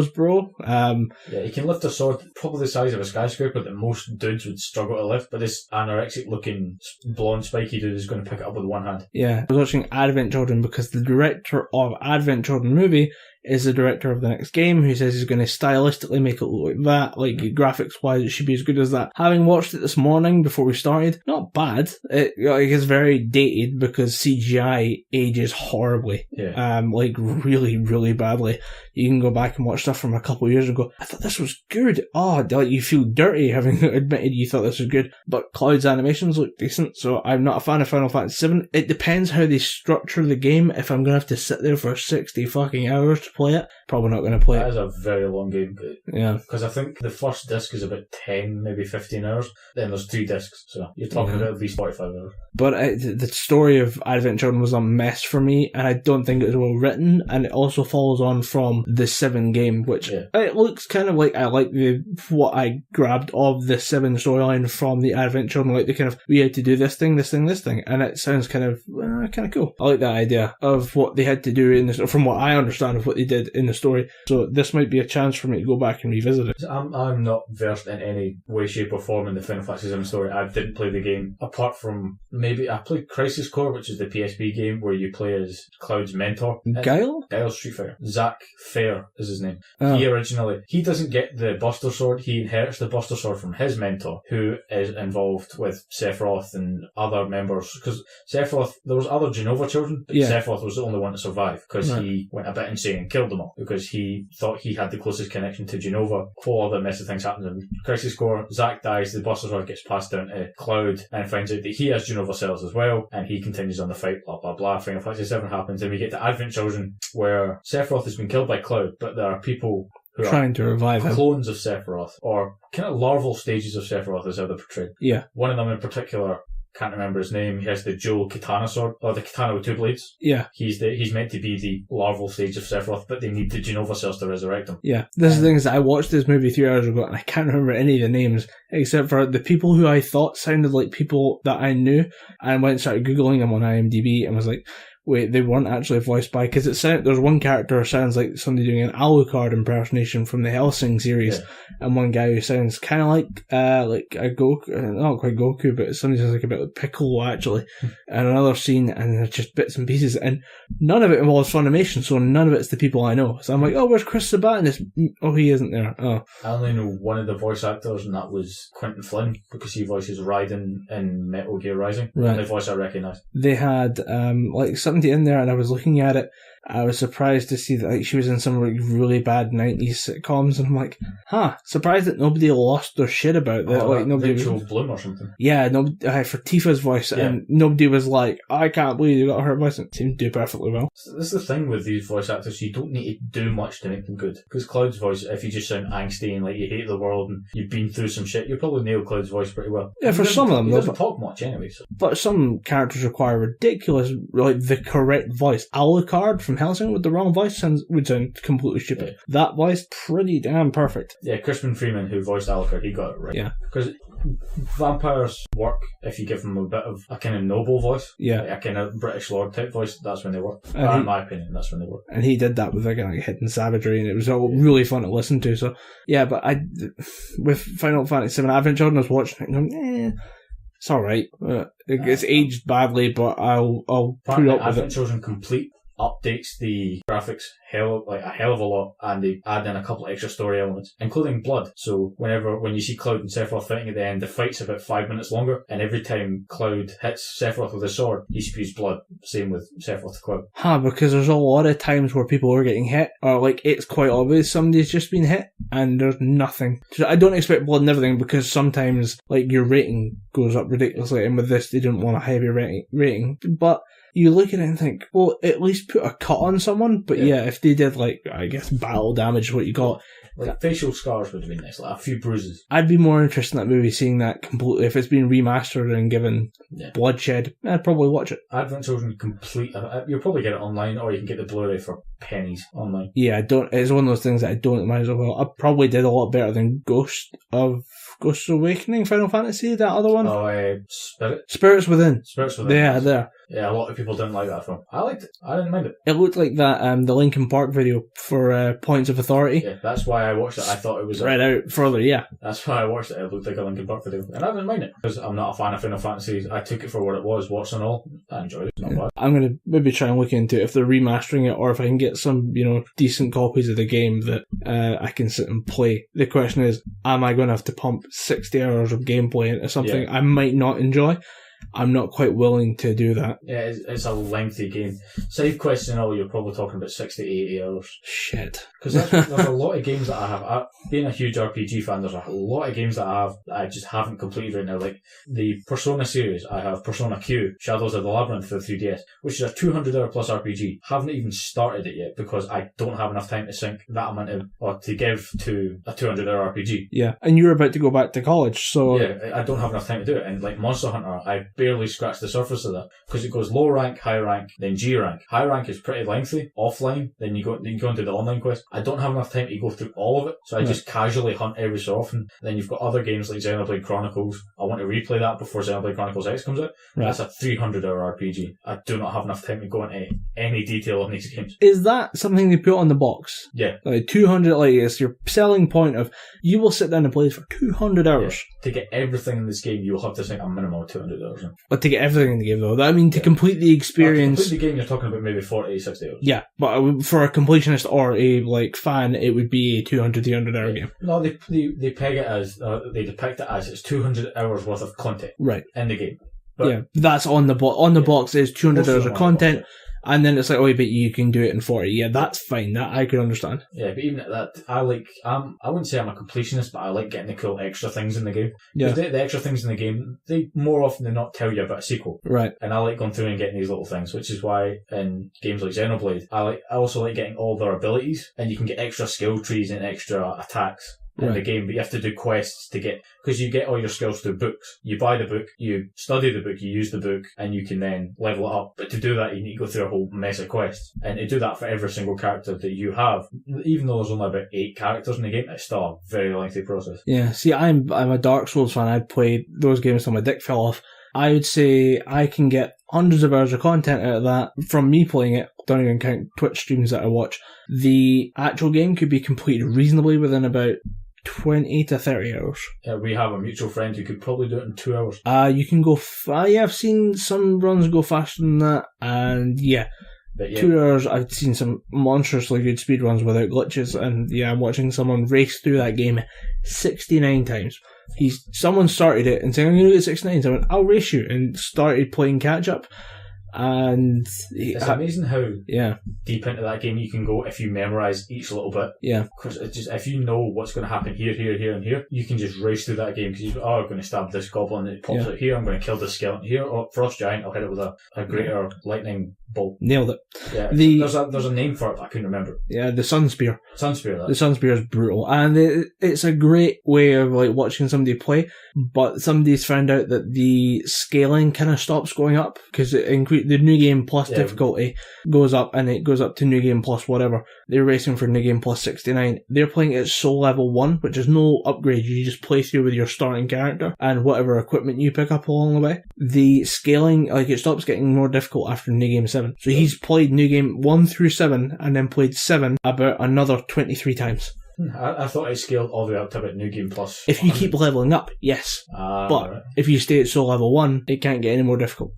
So that's an interesting kind of way of looking at the problem. Probably a good way to speedrun the game if you just keep it at soul level. If you keep it Soul Level 1 and just ease through the game. Well, they're at the point of memorising it, but unfortunately, I think he's doing 2 runs at the same time. One through Dark Souls 1 at Soul Level 1 to New Game 69. He's then doing like all 100% bosses on the second one, and it's fucking brutal to watch because he's going through. I think he is again at Soul Level 1, but you can go through all of Dark Souls, missing out bosses entirely. Yeah, I didn't even know about certain bosses until I watched someone else was going, how the hell do you get to this guy? And you go, oh, there's all this stuff underground, and because I go through the map a different way, I missed out on like 2 or 3 boss fights that are really, really fun and give you some great loot and great experience and great, are fun to play. And it's just, I missed entire chunks of that game. So yeah, it's one of those things I can play for hours, as you're saying with Monster Hunter. You could commit like a 40-hour run or like a 28 to 40-hour run, and you'd have a good time, and then you could go on and play it another 5 times and learn different things every time with different difficulty settings. That's the good thing about Monster Hunter. It never ends. It's always getting updated. There's always that one extra quest that you can go and do. Because you could finish all the online stuff, which is, I think, you go different ranks. It goes, offline it goes ranks 1 to 7 or low rank. Ranks 1 to 6 or low rank. Then it goes ranks 7 to 9 or 7 to 10 are high rank and offline, and that's where it stops. Then you go online, it goes high rank, low rank 1, 2 and 3, high rank 5, 6, 7, then it goes G rank, everything else above that. And G rank is when you start getting some fucking heavy monsters in there that can kill you with just turning around and slapping you with their tail. Nice. At that point, you need some hefty armor. Yeah, as you were talking about games getting updated, don't know if we talked about this last time, Minecraft apparently will not get a sequel for the foreseeable future and will just be updated. That's the best announcement. I was about to ask you that. Does this just mean they're going to keep building on the Minecraft that they have? Yeah, you'll have 1.9.5.6.2 or whatever for the next couple of years, and that's coming from a Microsoft big wig saying they don't want to do a 2. They want to do 1. What could they innovate? Sequel. What could they change from Minecraft 1 to Minecraft 2? What would change there? But the thing is, I think they're looking at it and going, we can't innovate. We just fuck over the community who've built all this stuff in 1. Let's not bother with that because we've made a lot of money off of it. Why not just let it run up through 1 and get people coming back, or, keep playing it because you're paying for it once and it's on your computer or it's on your Xbox, or it'll be on both. Because I know a lot of people that have not paid for Minecraft. They got it for free in beta and have just continued to update and play the version that they have. Which is fine. And that's what they want to do because it's that community branding. Microsoft have or Mojang or whoever have like the merch for that game. There's merch, like t-shirts and stuff. A lot of merchandise. Yeah, like a lot of like stuff as a casual player, I kind of think, fuck, I wouldn't mind that. Yeah, that's pretty cool. Because you go into toy shops like we have Smiths in the UK. You go in there, you can buy a Steve like toy. Yeah. You can buy a Enderman plushie toy. You can buy foam diamond axes. You can buy foam emerald swords. You can buy anything with a creeper on it sells like crack.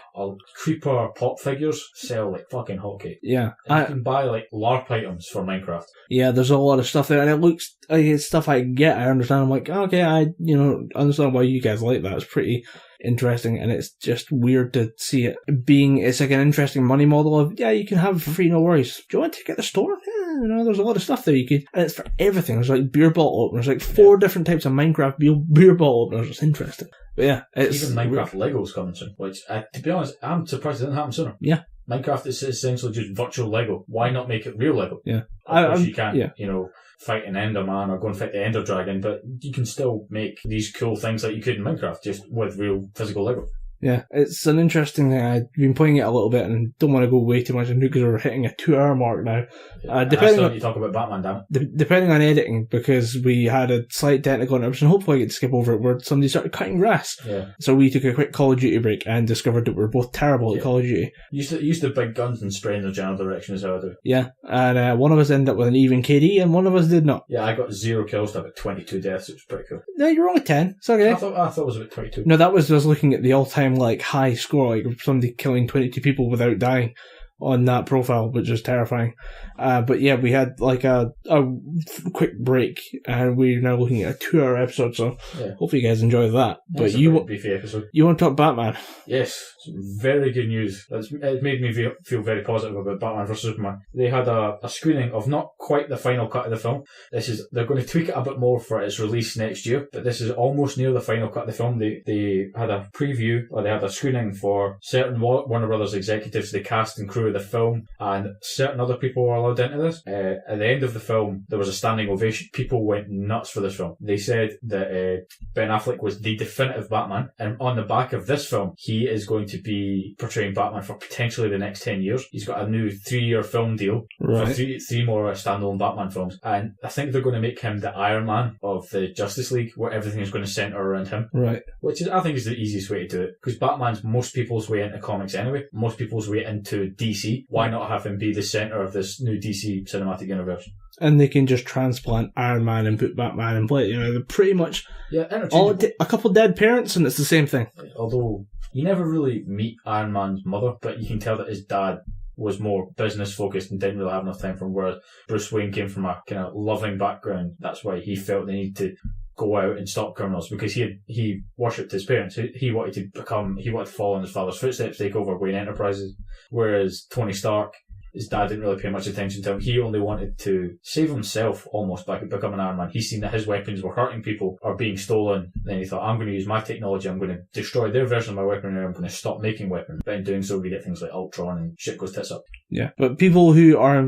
This is where my skepticism alarm kicks in, because this sounds like people who are involved in Batman or have money banking on Batman like the Batman film. Like, that was never going to... Like, nobody was going to walk out of that film, like, screaming, it was so bad, you won't believe it. Like, that was a selected screening. I'm sure you can't really fuck it up that bad, but I still just look at it and go, okay, but let's turn on the skepticism a little bit and say these are all people who are involved or have a very, like, almost a financial and probably, money on Batman, Superman working. I think it was the opposite way. I think you have people that are working on this movie. I think they'd be more invested, more willing to say, I'm putting my time and money into this.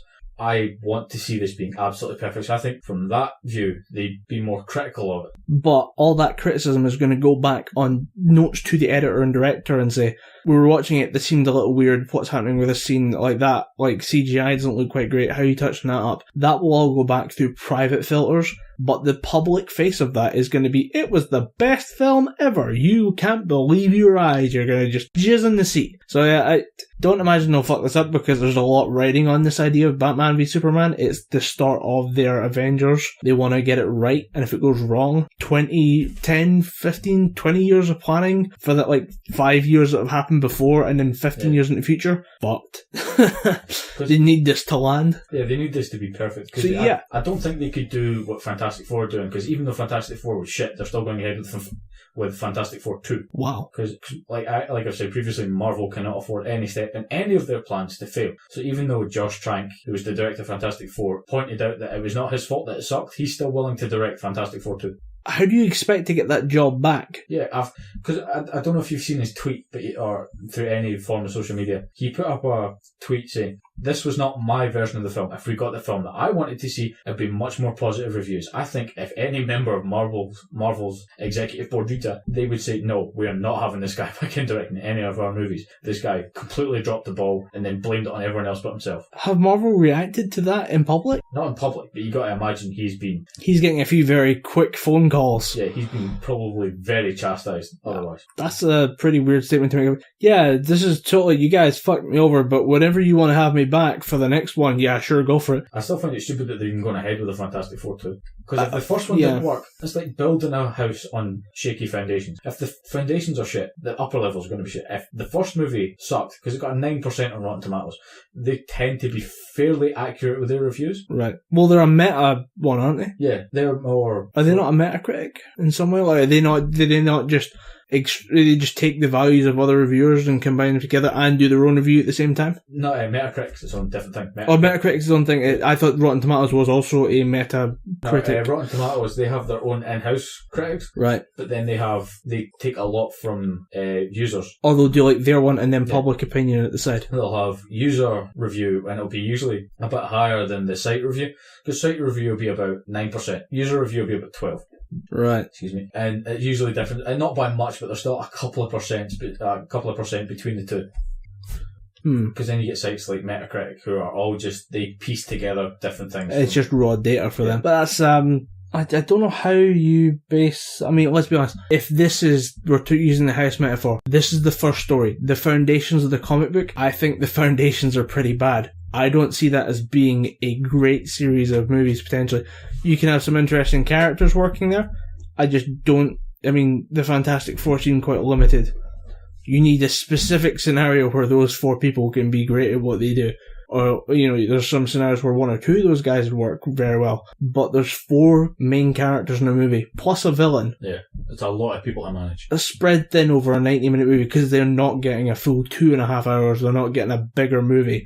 They're going to get a 90-minute movie with 5 main characters, plus maybe 1 or 2 sub-characters to show that it's not all about them. Like, people working through their own shit kind of in the background or interacting with the main guys. You're going to spread that movie way too thin for character development. What's the point in a sequel? I think before they go into the sequel, the 3 main problems that they need to solve is the tone of the movie. Because as you know, Fantastic Four, there's meant to be a family dynamic. It's meant to be funny and kind of lighthearted. Whereas from what I've seen from early reviews and a review that was sent to me by a friend, it's not lighthearted at all. There's some dumb jokes that feel very uneasy. Did they try and go gritty? They tried to go gritty. They tried to go Dark Knight, and it didn't work. The second one, Doctor Doom works best when he is a human with all these, because he's the master of magic and science. He's studied magic. He's very proficient in it. He is also incredibly triple PhD intelligent. He does not work when he's some weird mutant alien from another dimension that has all the powers of Galactus, essentially. Right. Does not work when he's that. And the third one, it's when you try and go for a cast as young as it is, they're going to be inexperienced. And with the characters that they're playing, there needs to be some experience. Because Reed Richards is meant to be the dad figure. He's meant to be intelligent, wise, and ultimately the leader. With Miles Teller, he seemed a bit too young to do that. Susan Storm, again, she just felt too young. The one praise that I have heard for the film is that Michael B. Jordan's Human Torch, he played it very well. Maybe a bit too serious, but he still played it very well. But the thing about the Human Torch is he always comes across as a cocky teenager. Yeah, he's arrogance personified as a giant flaming torch. Which is why they were praising Michael B. Jordan's performance. And the thing, a lot of people were saying that it was the weirdest thing because he looked very strange. Like, I I know it's obviously hard to make a rock monster look authentic on screen, but they made him look like he could fall You said the apart Thing was weird that they did this, and I was like, what thing? You're missing a point. You mean the Thing, the character of the Thing.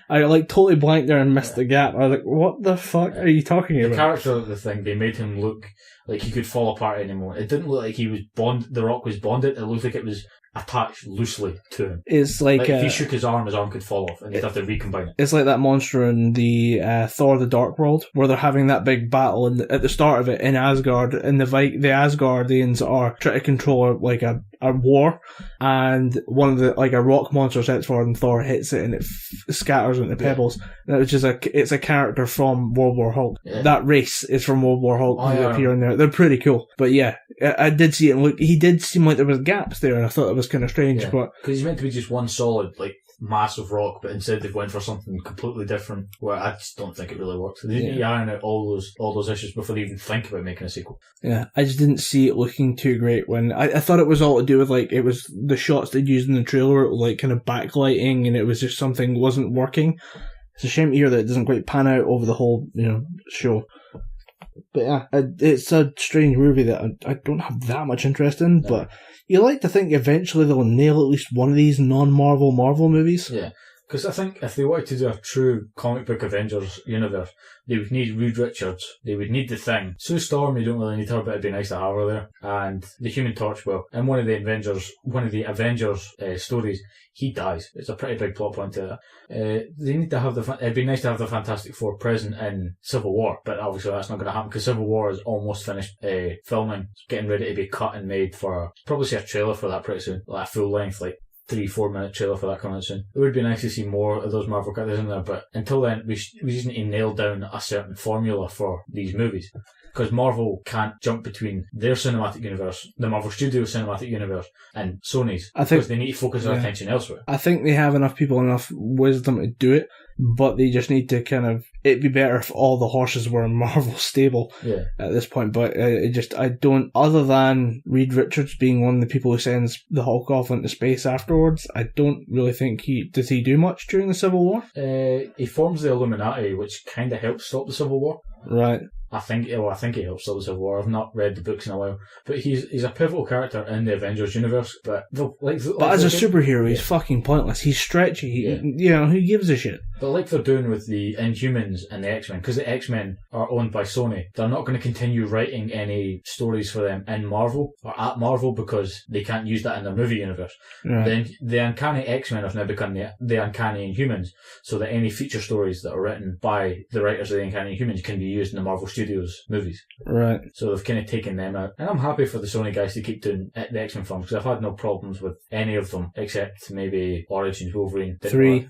I didn't mind 3. X-Men The Last Stand was not great. Didn't mind it, because I probably haven't seen it in a while. If I go back and rewatch it, I'm probably I agree, it was pretty shit. X-Men 3 is where they killed pretty much everybody. They killed Cyclops, Jean, and Xavier. I don't know what... The one with the Phoenix, isn't it? Yes. Oh yeah, I remember that one. That wasn't actually too good. I retract. I only had a problem with one of them. I just remember, First Class. Did not like that film either. It was okay. It was too. I don't know. I just didn't like it. I'm not going to pay to see it again. Yeah. I have the DVD somewhere. Someone bought me it. Said it was £1, so gave me it. Yeah. If you want to talk about movies, I got one quickly for you. They are looking at maybe doing another Dungeons and Dragons movie. Oh god. Set in the Forgotten Realms, and we don't know much more than that. That's the place where Dritz lives. Who's my favourite? Dritz Durden. My favourites. But yeah. Annoyingly, somebody pitched it as a Dungeons and Dragons movie, like one's never been done. I'm like, excuse me, motherfucker. We all remember Jeremy Irons and his weird break face. It's just a weird movie, and there's a lot of weird shit in there, and I can't believe they're just ignoring it. It's weird enough to be worthy of acknowledgement. Yeah. So, on weird things that are worthy of acknowledgement, I think we should end. Yeah, we're going to wrap it up there, because we have been going for about 2 hours, 10. 2:17, probably down to 2:10 with editing. Yeah. So we'll leave you here. We'll give you guys a break before next week, where we discuss whatever we feel like. Yeah, whatever the internet machine pops out for us to talk about this week. And remember, our Twitter question for the week is, what's better, Django Unchained or Blazing Saddles? Yeah. And you can reach us at Gibberpish on Twitter, or gibberpish@outlook.com for emails. We'll take feedback, questions, suggestions, anything you guys have got to feedback to us or send back to us, we'll definitely listen. If you want to read out in the show, let us know and we'll do that as well.